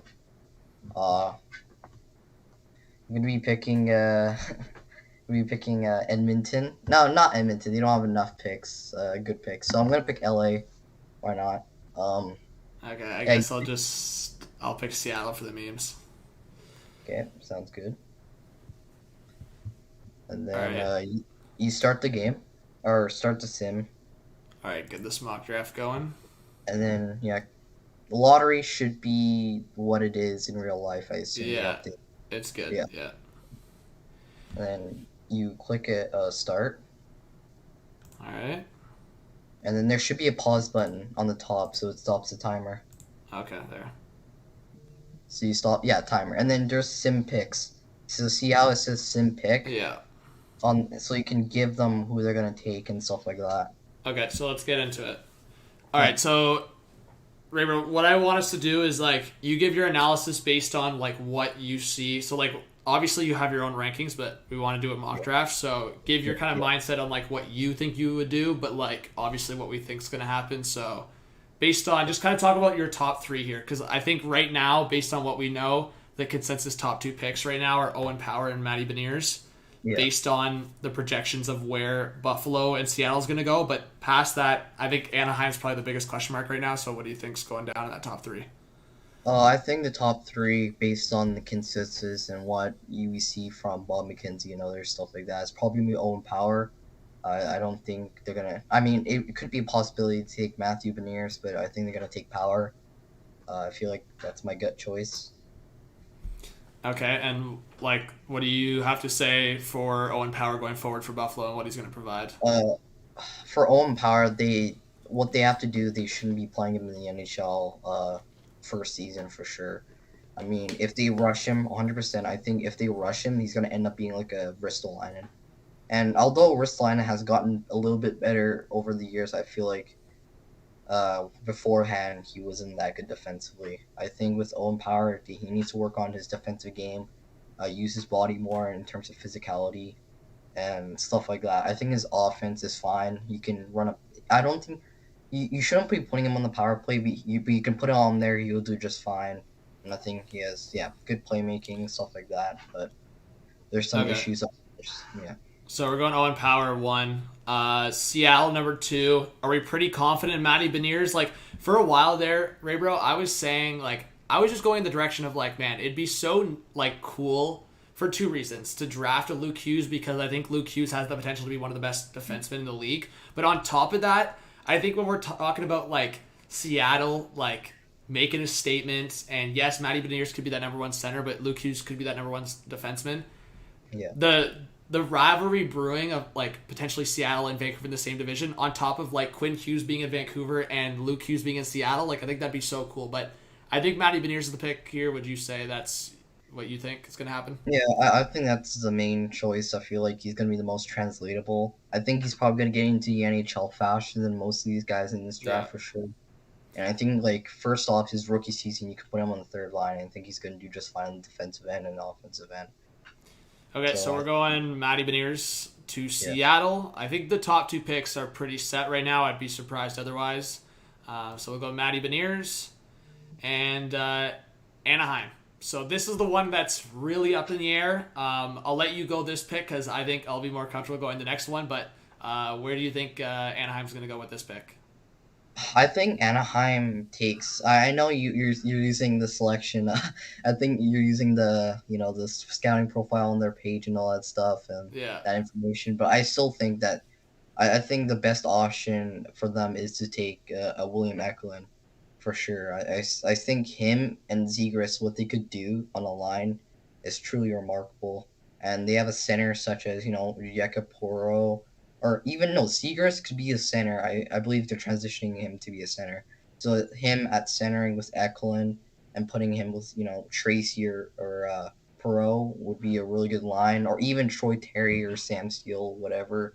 Mm-hmm. I feel like Eklund's gonna be such a good piece on the line for sure, and he's probably gonna be one of the guys who could produce some points in the NHL consistently for sure. Yeah, I mean, we can go Eklund here. The only other 2 picks I'd say right now, based on rumors, based on what I know, is it seems like a lot of people think that Anaheim might go Dylan Guenther here, which is still that left wing position. And I guess it just depends on where their confidence level is at with the 2 prospects, because if you're going a left winger, I think, based on skill level, I think both players are going to be great. I think both of them have their skill sets. I think Eklund could be more dynamic overall. But if you go defenseman, I mean, you kind of already have that right shot defenseman prospect in Jamie Drysdale, so I don't think they would repeat that with Brant Clark. So I think if they were to go to a defensive prospect here, it would probably be Edvinsson. So that's where I'm leaning towards a little bit, but I'm down to go Eklund because I think a lot of people are like, I don't know, locking in a defenseman, but they went Drysdale last year, and I feel like they might go Zegras, then Drysdale, then maybe back to a forward. So let's go Eklund at number 3. And then number 4, again, I'm doubling down on this take because I think it would be like shocking. It's got to be one of the more obvious like things out there. But like for me, it's like, why are you going to upset your potential star number 1 centerman? And at the end of the day, I mean, I've been saying people that are ranking Luke Hughes out of their top 5, I've been seeing it. Like, I just still don't get it, man. I just look at Luke Hughes' talent, like just his talent itself, just everything he provides. You can teach like other things, whether it's discipline or you can help a defenseman that has that kind of skill set, has that kind of IQ. You can improve his defensive game. But if it's just a low IQ player, like I'm obviously not comparing in terms of other guys that are going to get drafted later in this first round. But Luke Hughes is just a type of talent in this draft that's like super rare. And especially with the brother connection, I can't see New Jersey passing on him. Honestly, yeah, for sure. You can run a power play. His skating is phenomenal. Of course, being in the Hughes family for sure. His passing ability is really good. His shot is also pretty solid. His handling is pretty good. The only real weakness is his defensive game and sometimes his decision making. But other than that, you basically cannot if he has the skating talent that you cannot teach from others. You cannot teach effectively. and I would honestly pick it out of that range just because of the Hughes and Luke connection for sure. Okay, so Columbus here. Where do you think they're going? I think they could go in so many different directions with this pick. I would think they try to go forward here, but again, it's value versus positional need. And I've always said in the NHL draft, you should go value, best player available. So, in your mindset right now, where do you think Columbus is going? Honestly, I see them since the GM is finished. I think they take Adurati just because they got Really? rid of. I think it's just because they traded away Dubois. I'm not sure who they have in their center system. I think Rozovic. I think Yeah, Doniet. but Ray, bro, they're not going to go out of Ratty this early because they have the 24th pick, and if they're really confident in going Ratty, they can trade up a few slots to draft him like in around 15, 16, 17, you know? Yeah. But, So I just don't know. Do you really think? I just don't think Ratty's going to go this early, man. Just with how he's fallen. I don't know. Like, I feel like I couldn't see Gunther. Like, if Gunther goes to Anaheim, for example, like, would you say Eklund goes to this pick, or do you think a guy like Kent Johnson or Mason McTavish could make the jump as a centerman? honestly, for Ken Johnson, I don't see him as a centerman in the NHL. I see him as a winger, to be honest. But Okay. I think if Galen Gunther went third overall, I think Eklund shouldn't drop too far out of top five. Like if he slips, he won't be slipping past top five for sure, just because of what he's accomplished in the SHL and his Yeah. upside. Okay. And I guess we have to think of our picks ahead of time. Like, talk a little bit about Brant Clark because based on these rankings and a lot of other rankings, a lot of people have Brant Clark in their top three. So maybe give the reasoning on that. And between Columbus, Detroit, San Jose, LA, who do you think could get Brant Clark here in terms of like a realistic mock draft? I think with Brant Clark, he's such a smart defenseman. He has probably one of the best IQs in defenseman for sure. I think he can run a power play really well. His passing is pretty solid. His shot's pretty solid. I think the main weakness to his overall game has to be his skating ability. There's some issues to his stride and his mobility that he needs to get it tweaked on for sure. But I think he could be probably like a top 15 defenseman for sure, just based on his upside again. And I think in terms of which team could pick him, I mean, if he falls, like I think Detroit could possibly pick Wolstad, but I'm not too sure now since Yeah, the team did recently to get Nedeljkovic. Alex. Yeah. Okay. Well, again, I feel like just based on value, man. Like I feel like I don't know. I don't know if Gunther falls, but it's like I'm looking at both Brant Clark and Simon Edvinsson, and based on what Mackenzie's talked about in different insiders, like they don't think Clark or Edvinsson fall out of the top seven, top six, and we're already at the fifth pick, and I'm just thinking like, do you think Columbus just goes defenseman with Brant Clark on the board potentially? But again, I feel like the sense around Columbus has been like they're gonna go forward, they're gonna go a forward prospect, but I just don't know. I, I feel like that's the main like issue with Columbus. They have a lot of options that they can go for, so it's kind of hard what they're gonna pick. I mean, I'm looking for them to take like a center. I assume just because of Dubois and the hole they need to fill in, but they easily can Fair. pick I just on the board of like not saying like not to go position. I don't know. Okay, like let's. Where would you say like Detroit could pick anyone here? Where would you pick for Detroit? I that is pretty tough, but I think they take Fabian Lysell. I don't think Lysell. yeah Lysell after the trade they made. I don't think they take Wolstad. I think they take Lysell because he's of course the Swedish connection, but the upside he has is just fantastic. I think one of the best aside from Ken Johnson. I think he has one of the best offensive upside as well in this draft, aside with Ken Johnson for sure. And I Okay. think he's gonna have a really good year with Luya and the SHL, and I think he's gonna explode like Lucas Raymond did this year. Okay. Well. All right. I'm down. I think Lysell could be a guy to jump. Um. Okay. Let's go Columbus. I think just based on the fact that he is so highly sought after. And I think Columbus could go forward, but I think last year they did. I'm pretty sure they went forward with their pick, right? They went Chinnikov. Yeah, Chinnikov. Okay, Yeah. so let's go Brant Clark to Columbus, because I think a lot of people would be shocked if Brant Clark fell out of the top 5. And I think as a hot take, because Stevie Y always does surprise, I think I will say just openly, I think Wallstead or Lysell could get picked here by Detroit, or they trade down. So I think Detroit could be a team that trades down and picks a Lysell or picks a Wallstead. Yeah. I'll ask you this, Ray, bro, based on what you know, because, for example, Bob McKenzie, and based on how he talked to, I'd have to look at it again, but based on how he talked to scouts, he has Lysell not even in the top 20, I'm pretty sure. Yeah, 19th, I believe. Okay, 19th. So do you think there's a possibility where Lysell could fall to 22 where Detroit has their second pick? Or Honestly, no, you don't see it? that could be a possibility just because what the scouts say. I think the main factor is that there's kind of this quote-unquote stigma going around with him having attitude issues, which is kind of pretty dumb. Yeah. It's out there for sure. But okay, well, how about this? Because this is interesting. So the Red Wings have right now, and this is where I'm going. Maybe the defenseman causes a little bit of a domino effect here, because I do agree with you. I think Lysell should be ranked a little higher, but I'm just thinking based on value. And again, Detroit could surprise, because they did the exact same thing with Moritz Seider. Seider was supposed to go like mid-first round, and I agree with you. 6 is super early. 6 is super early. So what if this creates a domino effect, and they have Seider? What if they go the left shot defenseman and go Edvinsson here? Honestly, that would be pretty interesting, and it wouldn't be too bad of a decision.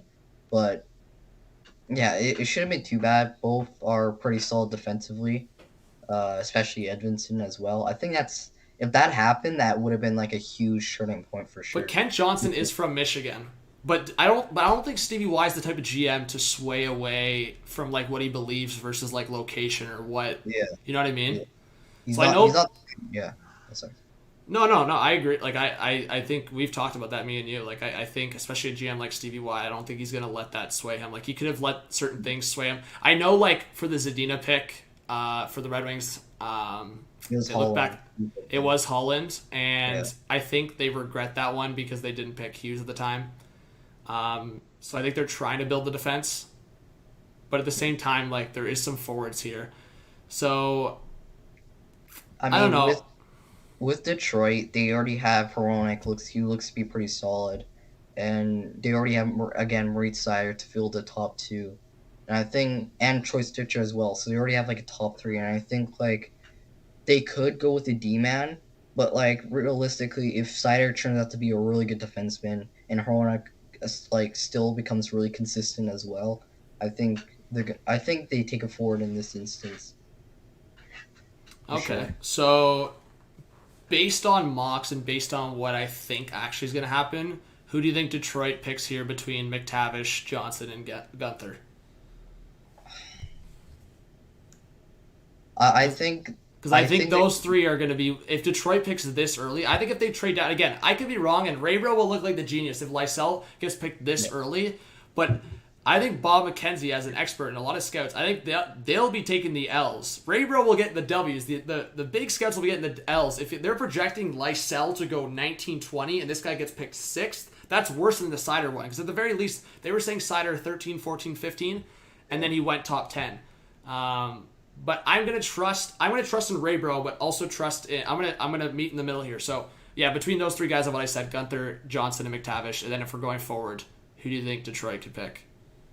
If we're going forward, we can also easily see them taking McTavish because his draft stock rising up, especially from the U18s. Yeah. His performance as well, and him playing good against men. So I think it's either for me to either take McTavish or Wiesel at this point. Okay. And then I agree with you. Let's go McTavish then. Because, again, I agree with you. I think Lysell could jump. I just don't know. It goes back to, like, will Stevie Y be that gutsy to jump that much, or will he try to go asset management and trade down a little bit? And that's where I'm saying I could see Detroit trading down or trading up from their 22 overall pick.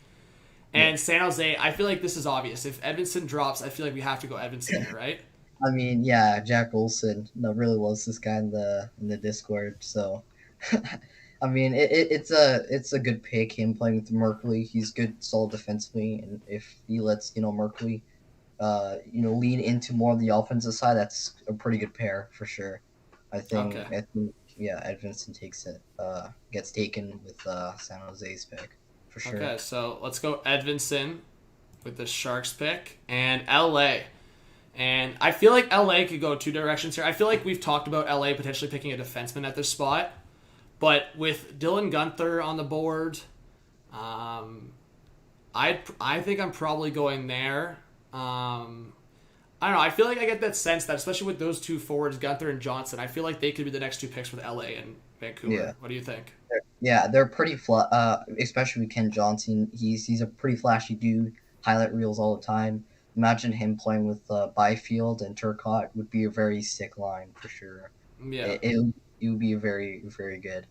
And also, again, Liesel would be also there. It wouldn't be a surprise if Liesel gets taken with LA as well. Him, again, with Byfield, if Byfield True. becomes a center.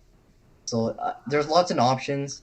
For me, when I done other mock drafts and stuff like that, if I were LA, I took a flyer on this guy I really loved. I love watching him play. His data looks really solid from what I've seen.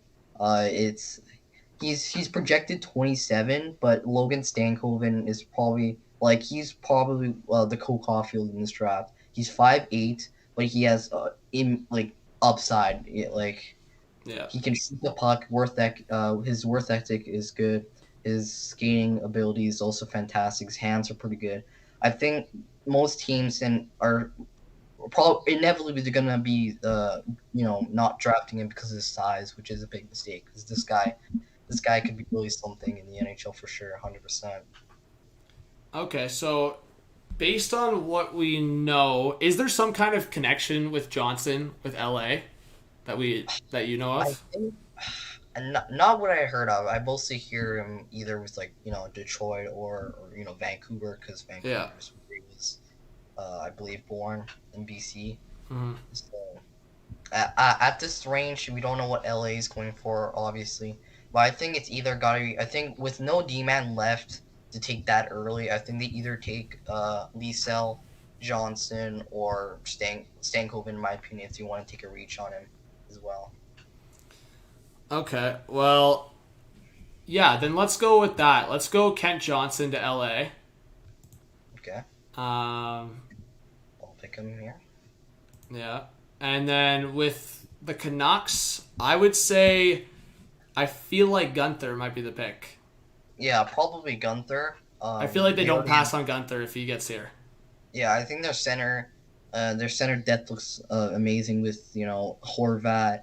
Miller can also play center as well if he needs to. Obviously, Pedersen. PD, yeah. Yeah, Pedersen as well. And I think they take a winger to be with PD. So I think it's either, I don't know. Again, they could easily take Liesel because he's Swedish, and Hoglander and PD also, and he has that upside. But they can also take Dylan Guenther, and I probably think they're leaning towards Dylan Guenther. Okay, so we'll go Guenther here. Yeah. And now we're at Ottawa. So I feel like this one gets super interesting. Where do you think the Sens could go here? I don't know. Ottawa's the kind of team that the drafting has been questionable. What I've seen from lots is either they're gonna take a reach on Coronado. Lucius is another guy they're probably looking at as well, or they might take the big guys because they like the size a lot. Yeah. At this range, I think the best bet actually would be. I know in Draft Pro's rankings, Sillinger is 20, but I think Sillinger is such a good shooter. One of the best wrist shots in this draft. Probably the best sniper in this draft, aside from Lucius and Coronado for sure. Yeah, I feel like I've read a couple things that suggest Lucius to Ottawa. And I think in the U18 National Development Program, I feel like he's been riddled with injuries a lot and illness and stuff like that. So we can't really project what he's going to be just because how much time he has lost. Yeah. And what I've seen from him, what I've heard from his skating isn't the best, but I think it's due to his injuries too, and not him being 100% and stuff like that. It isn't due to his overall skill and speeding. That's what I'm also hearing potentially. So at this range, they can pretty much take anyone. I like Cole Sillinger just because his offense is like he can shoot the puck. He's probably the best shooter in this draft for sure. Okay, so let's go. Let's go Lucius then, and then. Okay, Sillinger. Let's keep him on my. Like, do you think there's a certain team coming up between Chicago, Calgary, Philly, Dallas that could target Sillinger? We also have Lysell on the board, where I think Lysell will go in around, I would say, middle of the first round, somewhere around there. Again, it's one of those things, like, I don't think he falls to Detroit at 22, Lysell. Yeah.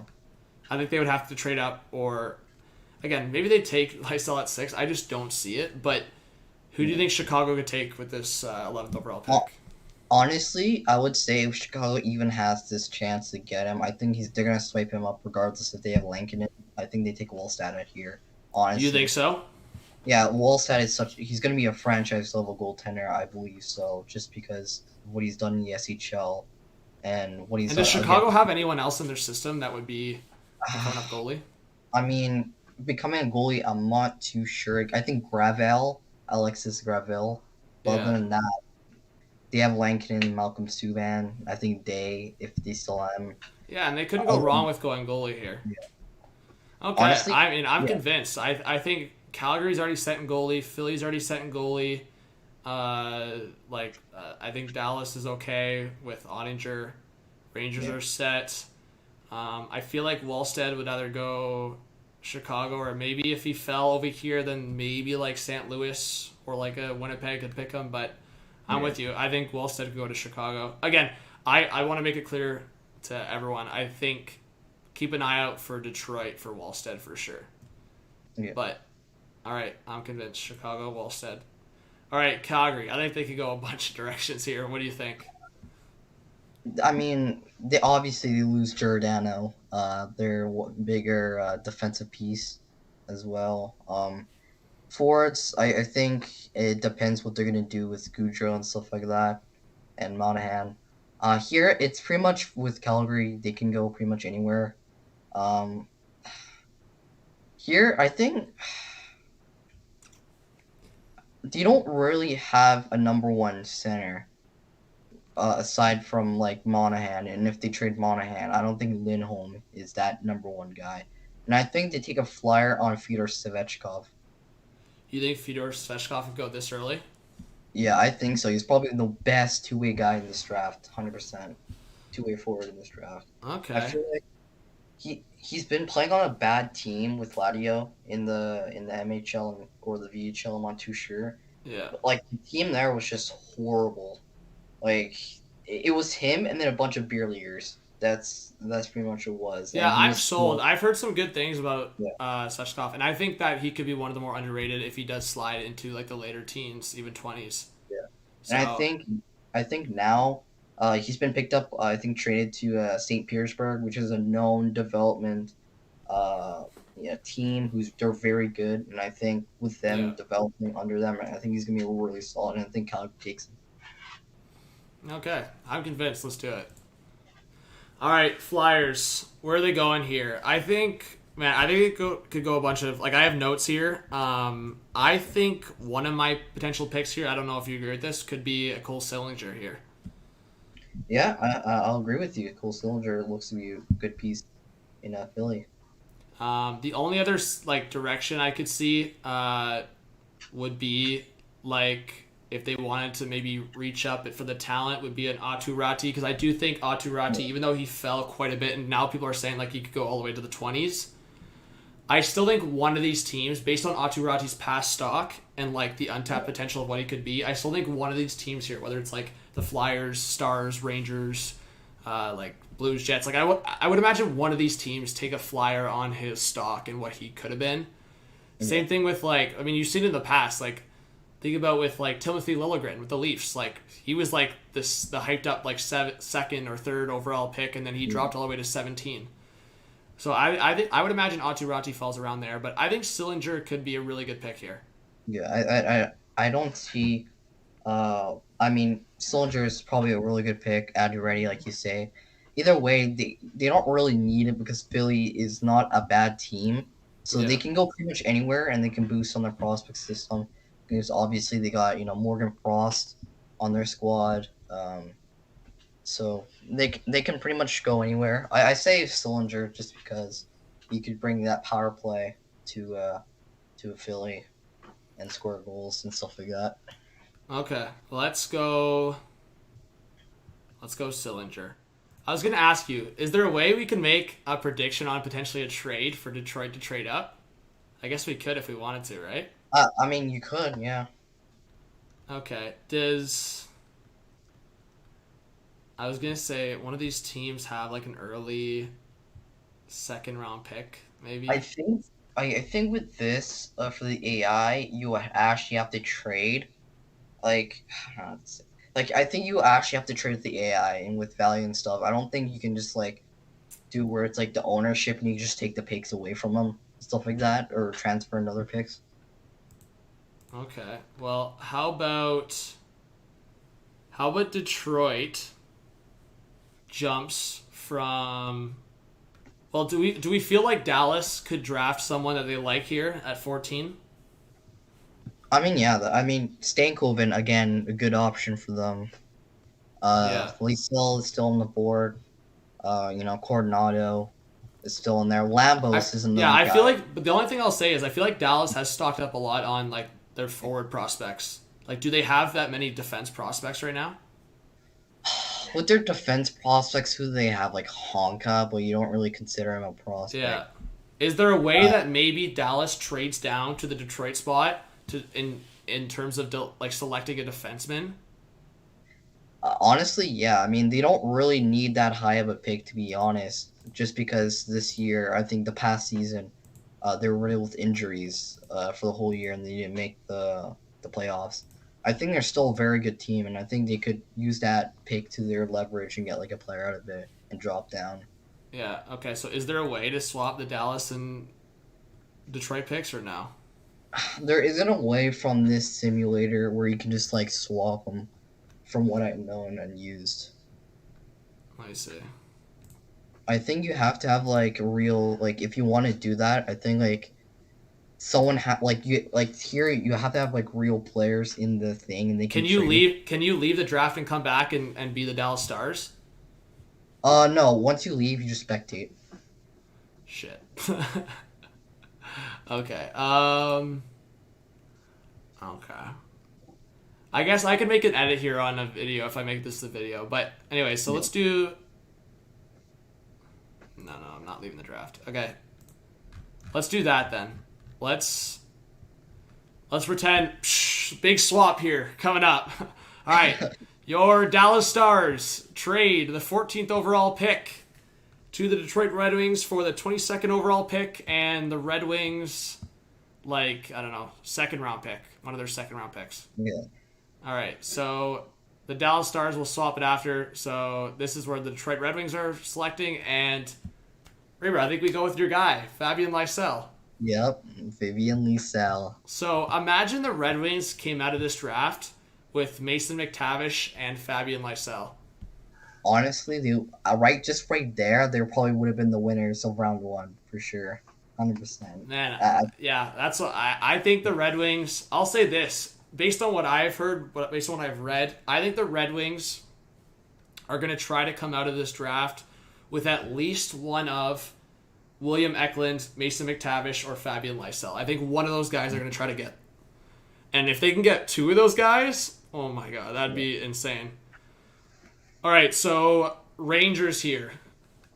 Where do we think they could go?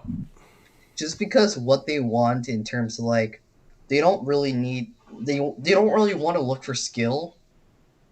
So I think they take a reach. I think hot take. I think they reach on one of the guys, Zachary LaRue, just because of his nastiness and his side of the game. He's kind of like a Marchand, just because of what they want grittiness to their game. I mean, obviously they might take another guy. Yeah, don't they? Yeah, but wouldn't they want to go best player on the board? Maybe like less, because the Rangers have. I would say that they've done pretty well with their drafting in terms of just always going for what they feel is best player on the board. Yeah. I would just counter and say, is this a pick for the Rangers where they could go Aturati? Or do you not see it? I don't really see, in my opinion, I don't see them taking more or less than. I see more or less Ratty going to either the Jets or not San Jose, St. Louis. I think this is the point where Stankoven gets taken just because of the upside. Okay, so instead of LaRue, you think if they were going to go best player Yeah, available best- in their minds, yeah. they could go Stankoven? Yes. Okay, I could be sold on that. Where's Stankoven going in like a lot of mock drafts? In a lot of mock drafts, it's kind of varied. Some have him like top 10, others have him like in like the 20s, and then others just have him in the 40s for some reason. But it's like very rangy. Yeah. But- okay. Well. Yeah. I'll be sold on that. I think Stankoven could be a really underrated pick. So I think the Rangers picked up a couple of defensemen that they liked last year. So I'll pick Stankoven here for the Rangers. And so the St. Louis Blues at 16. Where do you think they could go? They can either go with Coronado or Aturati. I think either of those two go 1 or 2 with each other, for sure. Or even. Well, I was gonna say the other picks. Sorry, I was just gonna say because I just want to mention this to the stream and the video and for what you talked about. Do you think your big underrated guy Borgo could jump into this first round here around one of these picks? Honestly, yeah, I think Borgo can go there, but I think for him, I think the best range. I don't think you should probably draft him 16 or 17. I think he's more of the 20 to 30 range. I feel like that's the best bet. I think I would rather take a Coronado or Aturati, especially Aturati, just because of his upside for sure. Okay, I mean, I'm convinced. I think Coronado could be in around this spot, so I think Coronado at 16 makes some sense. Yeah. All right. So Matthew Coronado to the St. Louis Blues. I guess just speak to a little bit of the, because I think we're getting more into the prospects of like what not like people don't know a lot about. So give like kind of your quick analysis on Stankoven and Coronado on those last two picks. For Stankoven, like I said before, he's a very fast guy. He knows how to shoot the pucks. He has very good offensive skills, good stick handling, good playmaker as well. He's basically a very good player that's getting overlooked just because he's 5'8". I think this is a special case where it's going to be similar to what happened with Cole Caulfield in 2019, where again size. People look at his size and think, do we want him on our squad, or is he going to get overpowered? Okay, so do you think the Rangers could be a team to learn the lesson, or do you think they'll make the same mistakes that because let's be honest, Ray, bro, I think me and you can sit here and just be like, okay, I mean these teams should learn their lesson, but to me, I said the same thing about Caulfield. I had Caulfield going, I think at the time 8th overall to the Sabres, and he dropped all the way to 15, and they did not. All those teams did not learn their lesson. So do you think it's different now, or do you think it's possible Stankoven falls all the way? I think it's definitely different now since there's more smaller players going into the league than it was. I mean, yeah, but Caulfield just got drafted, so it's like some of these GMs, they're still in kind of the old man's like mentality. Yeah, but once they see what Caulfield has done, I don't think their minds have been changed a little bit. Okay. Well, we'll see what Chris Drury and the scouting staff does, but I'll trust you on the Stankoven pick in this spot.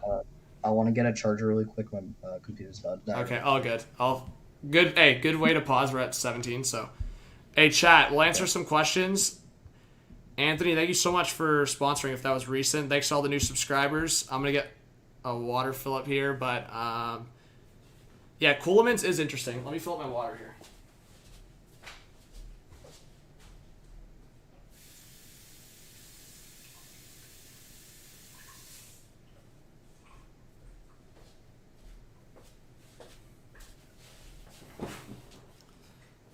Why is everyone... Well, because I'll be posting this as a video, and this was more of a stream for the schedule, so...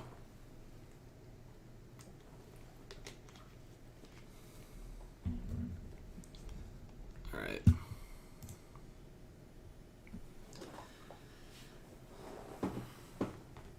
Yeah, Yola, I think so. And by the way, whoever asked why Winnipeg would possibly take Wallstead, well, if Wallstead fell all the way to 17th overall... You're talking about a guy that's going to be ready for, like Wallstead, this is a rookie. This is a guy that's just getting drafted. You guys need to understand that goalies are not going to be ready for a few years. So if Winnipeg was taking Wallstead wouldn't be ready until basically when Hellebuck's done. or when Hellebuck's getting later into his career. So, yeah, you can say otherwise, but if Wallstead fell here, like St. Louis or Winnipeg are taking Wallstead. Wallstead's going to be elite, like an elite goalie. So, if you're like one of these teams and Wallstead falls this much, you're not passing on a Wallstead.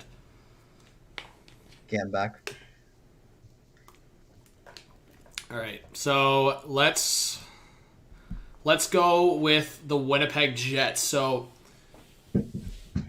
again, we have the Jets coming up, the Preds, Oilers, Bruins, Wild, and then we made that trade, so the Stars are in the Red Wing spot. What do you see here for the Winnipeg Jets? There's obviously a lot of still quality players on the board. Kuhlmans and Lambos for defensemen, Boldu, Ratty, LaRue, Brendan Othman is on the board, Rosen. There's still a lot of good forwards too, so what do you think?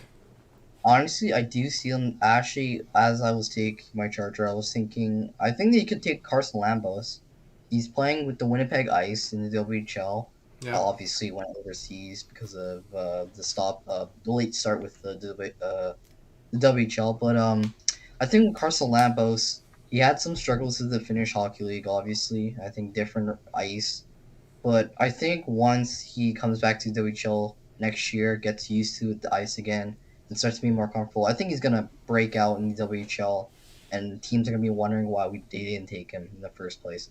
So I think Winnipeg takes him, especially since they haven't. I think they have Heinola, but who do they have other than Heinola? Yeah, the Jets are kind of weak on defensive prospects. I'd say Heinola's their one main piece. So yeah, I'm with you. I'm sold. I think Carson Lambos could be a good pick here. I think if he falls all the way to 17, I think it's a good pick. Yeah. Okay, let me just pause here because I want to actually. We'll change the title on the stream to like live drafts, so people, if they see it recommended, then they can pull through. Why not, right?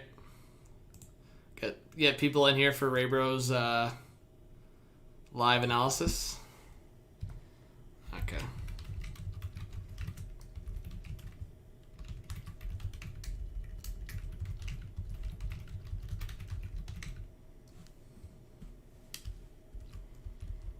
All right.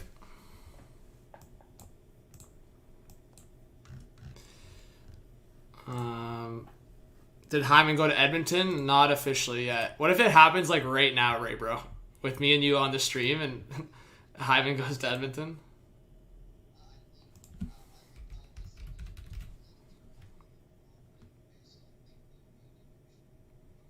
Yeah. Would you want like Holland to definitely trade like Cassian if you guys get Hyman? Or no, you don't care?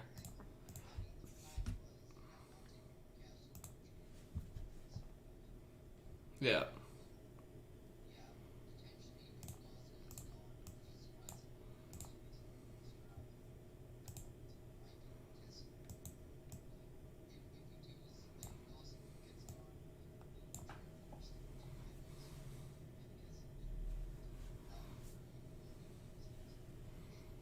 Okay. All right, so let's continue our mock drafts. So we are at 18. Yeah. All right, so who do we think the Nashville Predators are going to take at the 18 spot? I think they take a Ratty at this point. Yeah. Yeah, I mean, I he think has fallen to this point where it's like, I think Yeah. one team's going to scoop him up. So, the Preds, man, I will say the Preds drafting in the last few years, they've caught in like a lot of gems. Like whether it was like Fabro, yeah, for sure. Like I think if you look at who was the guy they drafted last year from was it the Knights or who did they draft? I forget, but they got someone in the second round. The last year they drafted Askarov in the first. Well, they drafted Askarov in the first, but I was talking about the guy they drafted in the second round. Oh, Evans. He's from the London Knights. That's what I said. I don't know The Knights. Yeah, I don't know how to say his name correctly because I don't want to embarrass it. No, it's all good. Evans. Here I know who it is. He's like Evans. Luke Evans Skater. Yes, thank you. All you had to say was that, so I know it's Luke Evangelista. I didn't want Evangelista. to. I think it's Luke Evangelista. I think that's how you pronounce it. No, it's Yeah, I it's didn't one of those want tough to, names, but yeah, Luke Evangelista, Yeah. he's really good, and they got him in the second round. So Evangelista was a Sure, pretty yeah. good pick for the Preds as well. So, yeah, I think Aatu Raty is the pick here for the Preds. I think if he falls to this point, I think they could be a team that sees the potential. And now here's your Edmonton Oilers. So do you think the Oilers have high potential of trading this pick, or do you think if based on what's on the board right now, do you think they make a selection? It's been talked about a lot. I disagree with what Holland is trying to do, but apparently it's widely known we're gonna take that's our main guy, Sebastian Koska. So Sebastian Costa That- from the Edmonton Oil Kings. Do you think that's the pick for the Oilers here? It's not what I think. It's widely. No. reported. That's what I'm saying. It's what you think is going to happen. That's what I'm thinking it's gonna happen. They're gonna draft Koska, which is kind of like I don't really agree with it. I think there's way better options than Koska. We don't really need a goaltender now since we have McDavid in his prime and Dressel too. All right. I think the better option for me, if I were in Edmonton's shoes, would be Isaac Rosen. Yeah, Isaac Rosen here, Oscar Lawson, even take Tomala, Borgo, Robertson. Like, you have so many names probably at that range that you could take. But apparently, I think they're so keen on taking Sebastian Koska, which is really... Okay. Well, That's I agree. I had my notes here, and it seems like Costa is one of the guys that the Oilers are targeting. And I mean, the Oilers have been looking for that goalie of the future. So Sebastian Which Costa, is kind of weird. yeah. I mean, and he's played with the Edmonton Oil Kings, so I think everything points towards Costa here. And Ken Holland, I think he might just do it. Yeah. All right. 20th for the Boston Bruins here. I'm actually thinking they could go Zachary Leroux with this pick. It's a slam dunk. He's basically a splitting image of Marchand. He has, this year, he had, 4 suspensions already in the QMJHL. I think one of them because he was spitting on someone. Okay. I think, yeah, that was one of them. And then, all of them were, headshots or something like that. He's a guy who, he's on the line. He's in the green And I area. think he probably good. plays that Bruins style hockey. So I'm going Zachary Leroux here. I think that's the pick for the Boston. And another point is, his analytics are overall the best, and he's probably pretty good. He has a good shot, good hands, good skater as well. He's a solid player as well, despite having the Bruins attitude. So it's a slam dunk for sure. Okay, so now we get really interesting here because it's the Minnesota Wild. And you know what I think they actually go? Because the St. Petersburg connection, the KHL connection, I think they might go Chibrikov here. Yeah. It's pretty interesting. What do you think? Respond. You can think otherwise. Do you think they go maybe defenseman here? Or where do you think they could go? I think with defensemen, they already have Ryan O'Rourke and Addison in their system, who looks to be pretty solid for them. Center position, they already have Kuzandinov, Rossi, Beckman, I think, is a center. Chibrikov's a right wing, but yeah, right winger. You know what? I think also I think Chibrikov is also a best bet. If not him, he can easily take Isaac Rosen, like I said before. Yeah, allows him. You know what I'm thinking, and based on so we made the trade of. And guys, I'll add it on the screen. Sorry, this way. I'll add it on the screen because we did make a trade where the Detroit Red Wings jump up to pick Fabian Lysell at the Stars spot. The Stars drop down, so this is a hot take. And we could still see the Red Wings pick Fabian Lysell. But we see a scenario, or at least I see a scenario. I shouldn't speak for Ray Bro. But if Chibrikov does get picked, so we're going to do that here. The Stars going defenseman, and Corson Ceulemans is still on the board. Do you think the Stars could go with that pick? I think personally, for me, I don't think Corson Ceulemans is worth taking the first round. I think he's more of a second round guy to me. Yeah. What do you think's gonna happen? So you don't think you actually don't think he's gonna get picked in the first round? I think for me, his value shouldn't be in the first round, but I think a team like St. Louis is gonna take him up way earlier than he should. And probably same with, Dallas too.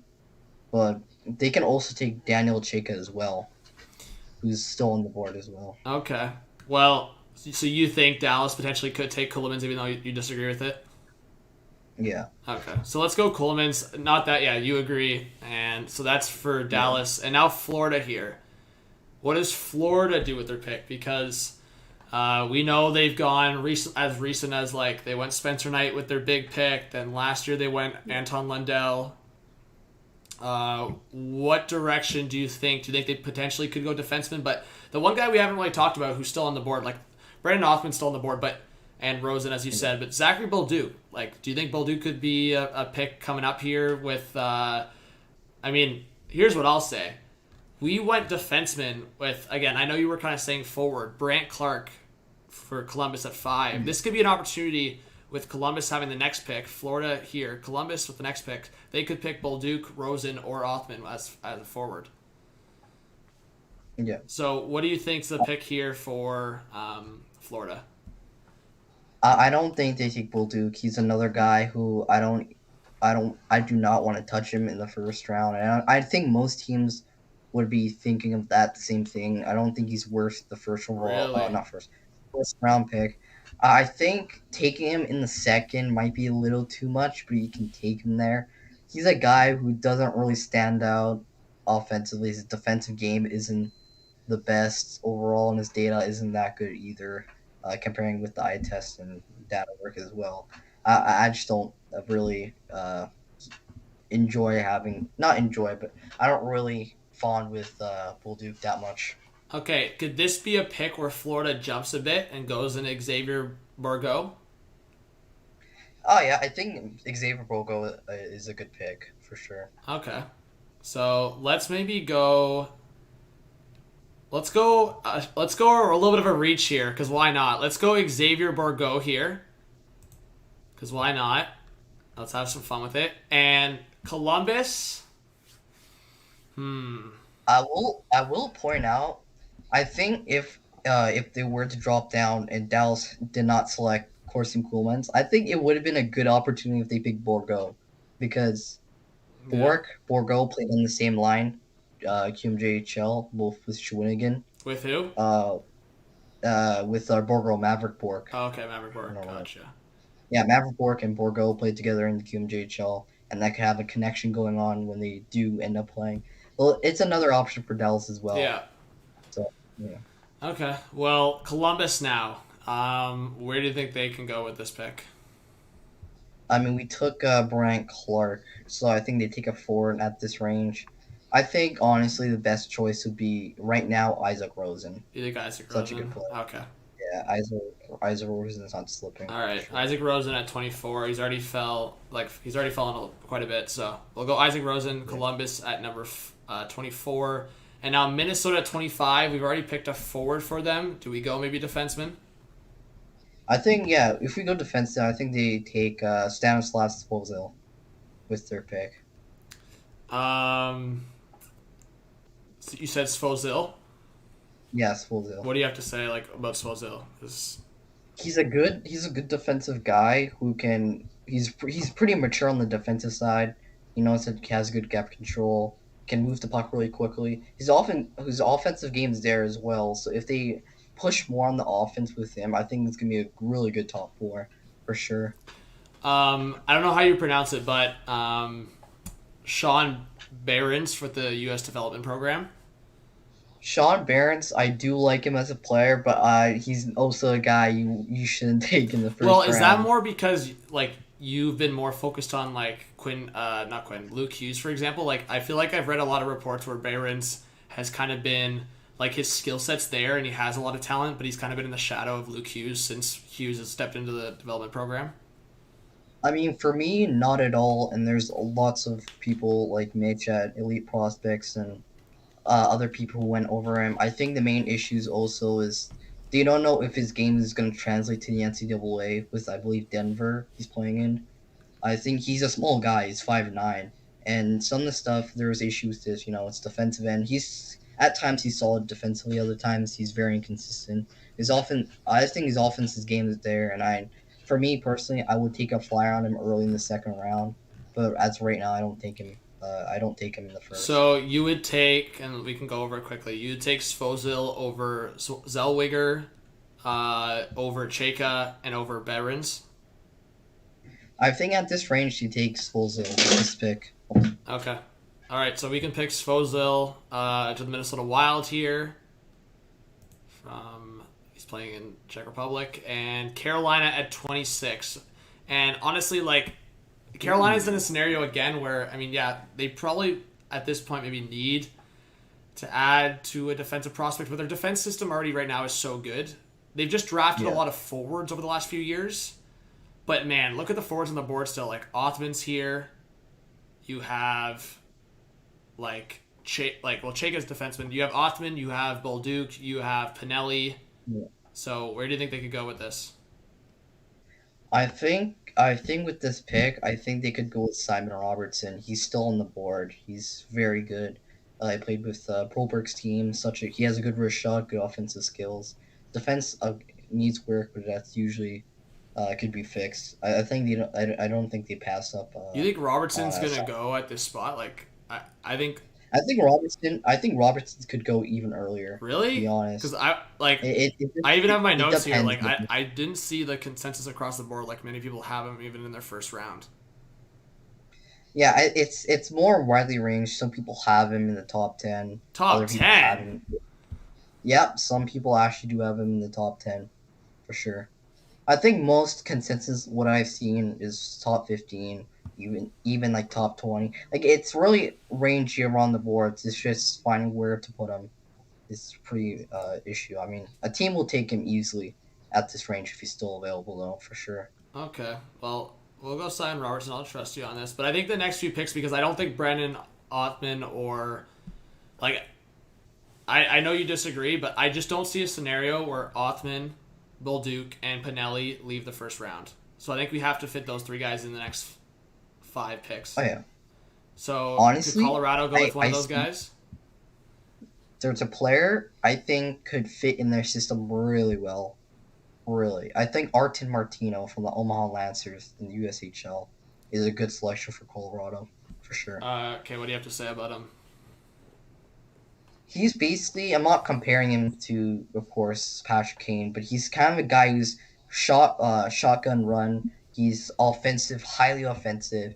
He knows what to do in the offensive zone. Excellent hockey IQ. His passing is amazing. He's like similar to like Zegras. He's like a kind of Zegras type player for sure. Okay.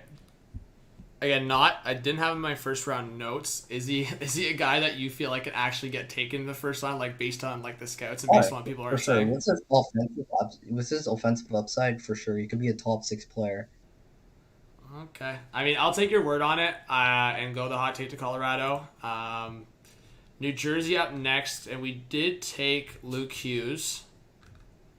And I think they take Pinelli. You think New Jersey picks Pinelli here? Yeah, I think Pinelli's a good option for New Jersey. Okay, I'm sold on that pick. I think Pinelli's skill set. I think New Jersey, because Pinelli is comfortable on the wing as well too, right? So yeah. I think Pinelli could be a good pick here. And Vegas, man, I'm getting big Brendan Othman vibes for Vegas here. I mean, yeah, I can. Or see maybe it. they could draft a centerman and go. I know you're not a big fan of Bolduc, but what do you think they go in your eyes? At this range, it could pretty much go anywhere. They don't really need too many Ds since they already got I believe Kaden Korzak. I think they take. At this point, I really don't know who they're really gonna take. Really, I think probably Brandon Hoffman. I think they see what the value was for Brandon Hoffman. Okay. But I think Hoffman could be the pick there too. Yeah, if I were in that selection, I would take for me, Sam Luskevich, Lausen, Tomala, and Zellweger. Yeah. Hamel Salmi, he's a guy who could be a second, like a 40 range, who looks to have really good upside as a top 4D man. Okay, Ray Bro, I have the feeling I think Montreal's taking Bolduc here. Hey, at 30th, Bolduc from the queue. I think Montreal takes Bolduc here. I think that's a Montreal thing to do since what they do with Kane Gooley. So yeah. I think Montreal takes Bolduc there. And at 31, where do you think Columbus is going with this pick? The final one of the first round. With this pick. So we drafted a forward. Yeah, so they And picked D-Mac. Rosen and they have Rosen and Brant Clark so far. I think here they can pretty much pick anywhere. I think they take a flyer on one of the favorite D-man who I think could translate really well in NCAA. I think they take Scott Morrow, who played some time in the high school leagues, but has really good upside for sure. And some of the scouts I talked to had really good praise with him for sure. Yeah, I think. Wait, sorry, who'd you say? Scott Morrow. Yeah, okay. So I think they could pick. Yeah, I think they could go for a reach and pick like a guy like Koivunen here or like Zellweger too. Yeah. Koivunen, Zellweger as well are really good options. I love Zellweger, obviously. I love Koivunen as Yeah, well. Koivunen's really good. Yeah. I think Really good. I think a team could snipe Koivunen early in the second round and have a really good steal there. Yeah. The only other one I would suggest that, again, I know Barons you're not a big fan of, but I feel like Chayka and Barons here have, like, in terms of consensus, I feel like people would be surprised if both these guys did fall out of the first round. I think out of those two, Daniel Chayka would be more likely to go in the first round than Barons. For sure. What would you say I for mean, Chayka or his positive aspects? For Chayka, there was issues to his game that wasn't there in the OHL. I think the main problem was how he was being utilized in the KHL. Yeah. Than he was in the OHL. OHL, he was a completely different player. He would have been like top 15 contenders, but since him moving, overseas, his rankings kind of slipped for him just because how he's been utilized. But I see Columbus taking him or Scott Morrow. Or Yeah, even the Matthew only other two Smith. players I'd say that we really didn't talk about that I see like potential for the first round would be Pastujov or Pastujov and who were the other two guys I was wanting to bring up with you? Zach Dean and Colton Dock, Kirby Dock's brother. So talk a little bit about those guys. I feel like Colton Dock could be a late first, early second round pick. I think Colton Dock is the second round guy for me personally. With Zach Dean, I could see him like a team. If you're picking like 31, I could see him getting picked there at that range, and I'll be perfectly fine with it. But guys like Alausen, he's supposed to be a top 15 pick, slipping not that far. Like Alausen, like I think if Alausen was still there, I think Columbus takes him. To be honest. Well, let's go between Pastujov or Chayka, because I feel like Daniil Chayka would be like a Kekalainen pick. Yeah, I think Daniel Chayka is the most likely bet. Okay. I don't think Pastujov. The problems with him, like he can stick handle. He's a good stick handler, good shooter, good playmaker. He has good IQ, but his skating is very. Yeah. Okay. Well, let's go Daniil Chayka, and so that's our first round mock draft. What do you have to say about it, Raybro? Are you confident? Let's just go over the picks quickly, and then you can give your thoughts. First overall pick, Owen Power to the Buffalo Sabres. Second overall pick, Matty Beniers to the Kraken. Third overall pick, William Eklund to the Ducks. As we said, we would probably see either Eklund, Gunther, or Edvinsson at that pick for the Ducks. It could be one of those three. Luke Hughes to the Devils. And that's the tough part about mock drafts, right? Like, it causes a domino effect. One pick that's wrong, and then all the other ones are probably wrong, too. Columbus, Brant Clark. Detroit, Mason McTavish. San Jose, Simon Edvinsson. LA, Kent Johnson. Vancouver, Dylan Gunther. Ottawa, Chaz Lucius. And Chicago, Jesper Wallstad. Fedor Svechkov to the Calgary Flames. Cole Sillinger to the Philadelphia Flyers. Fabian Lysell to the Detroit Red Wings. Remember, that was a trade we made. Detroit trading up in the Dallas spot. Logan Stankoven to the New York Rangers. Matthew Coronado to the St. Louis Blues. Carson Lambos to the Winnipeg Jets. Atu Ratti to the Nashville Predators. Sebastian Cossa to the Edmonton Oilers. And Boston Bruins, Zachary LaRue. Minnesota Wild, Nikita Chibrikov. Detroit Red Wings, Corson Kulemans. Florida Panthers, Xavier Bourgault. Well, it's not Detroit. It's Dallas. the Sorry, Stars. Dallas Stars, Corson Ceulemans. My bad. Yeah, that was the trade. And Dallas also gets a Detroit second-round pick or early third-round pick.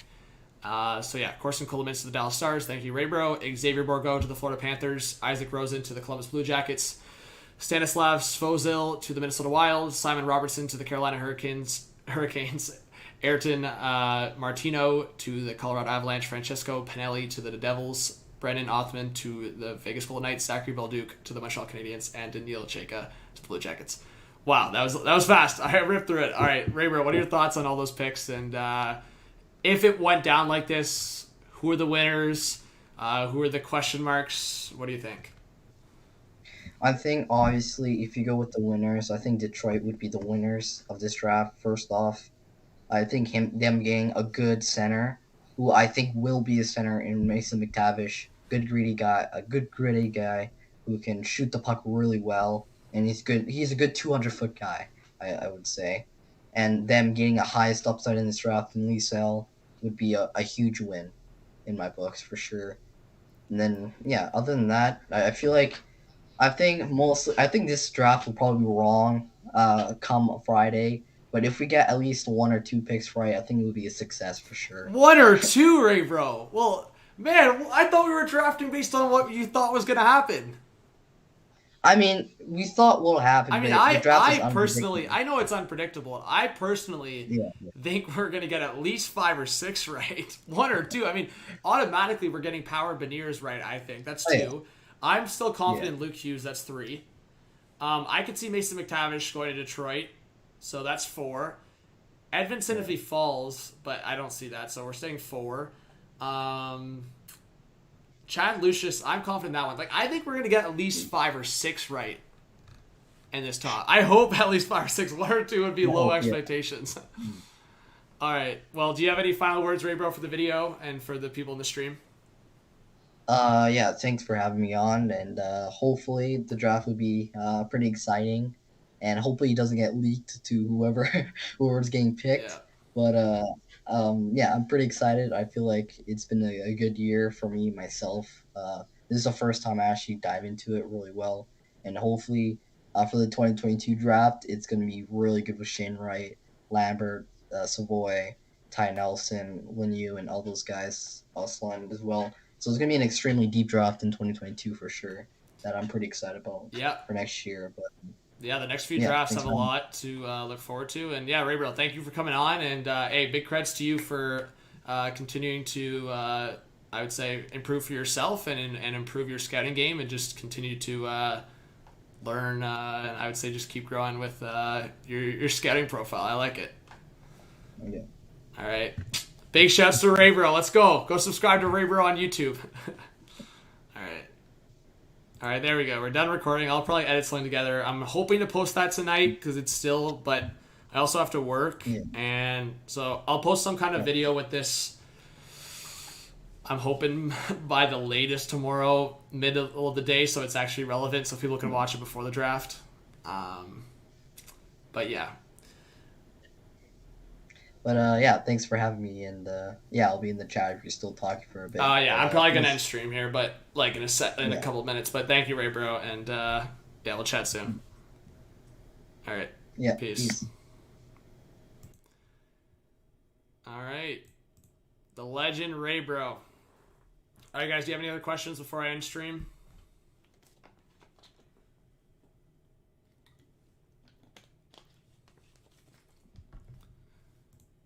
I will be live tomorrow night. If Raybro wants to come on before the draft starts, he can come on for a bit just to talk about things. And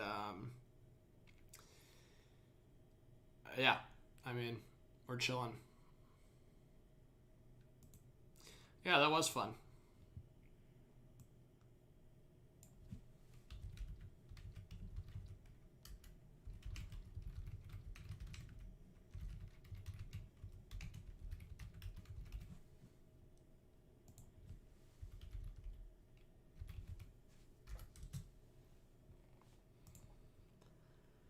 Yeah, I could see Stevie Y pulling a trade. That's why I was okay with us going with one mock trade.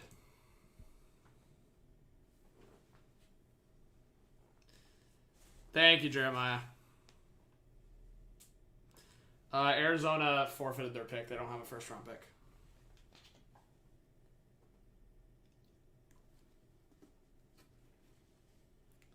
All right, any other questions?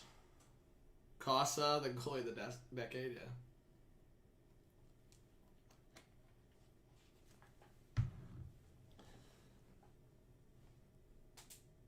All right. Well, thank you so much, guys. I'll see you. I'm going to try to post this video for tonight, but it depends. I'm going to see how long the total recording was and see if it's simple to edit it together quickly. I'm going to try to edit it down to like a 15-20 minute video. So, yeah.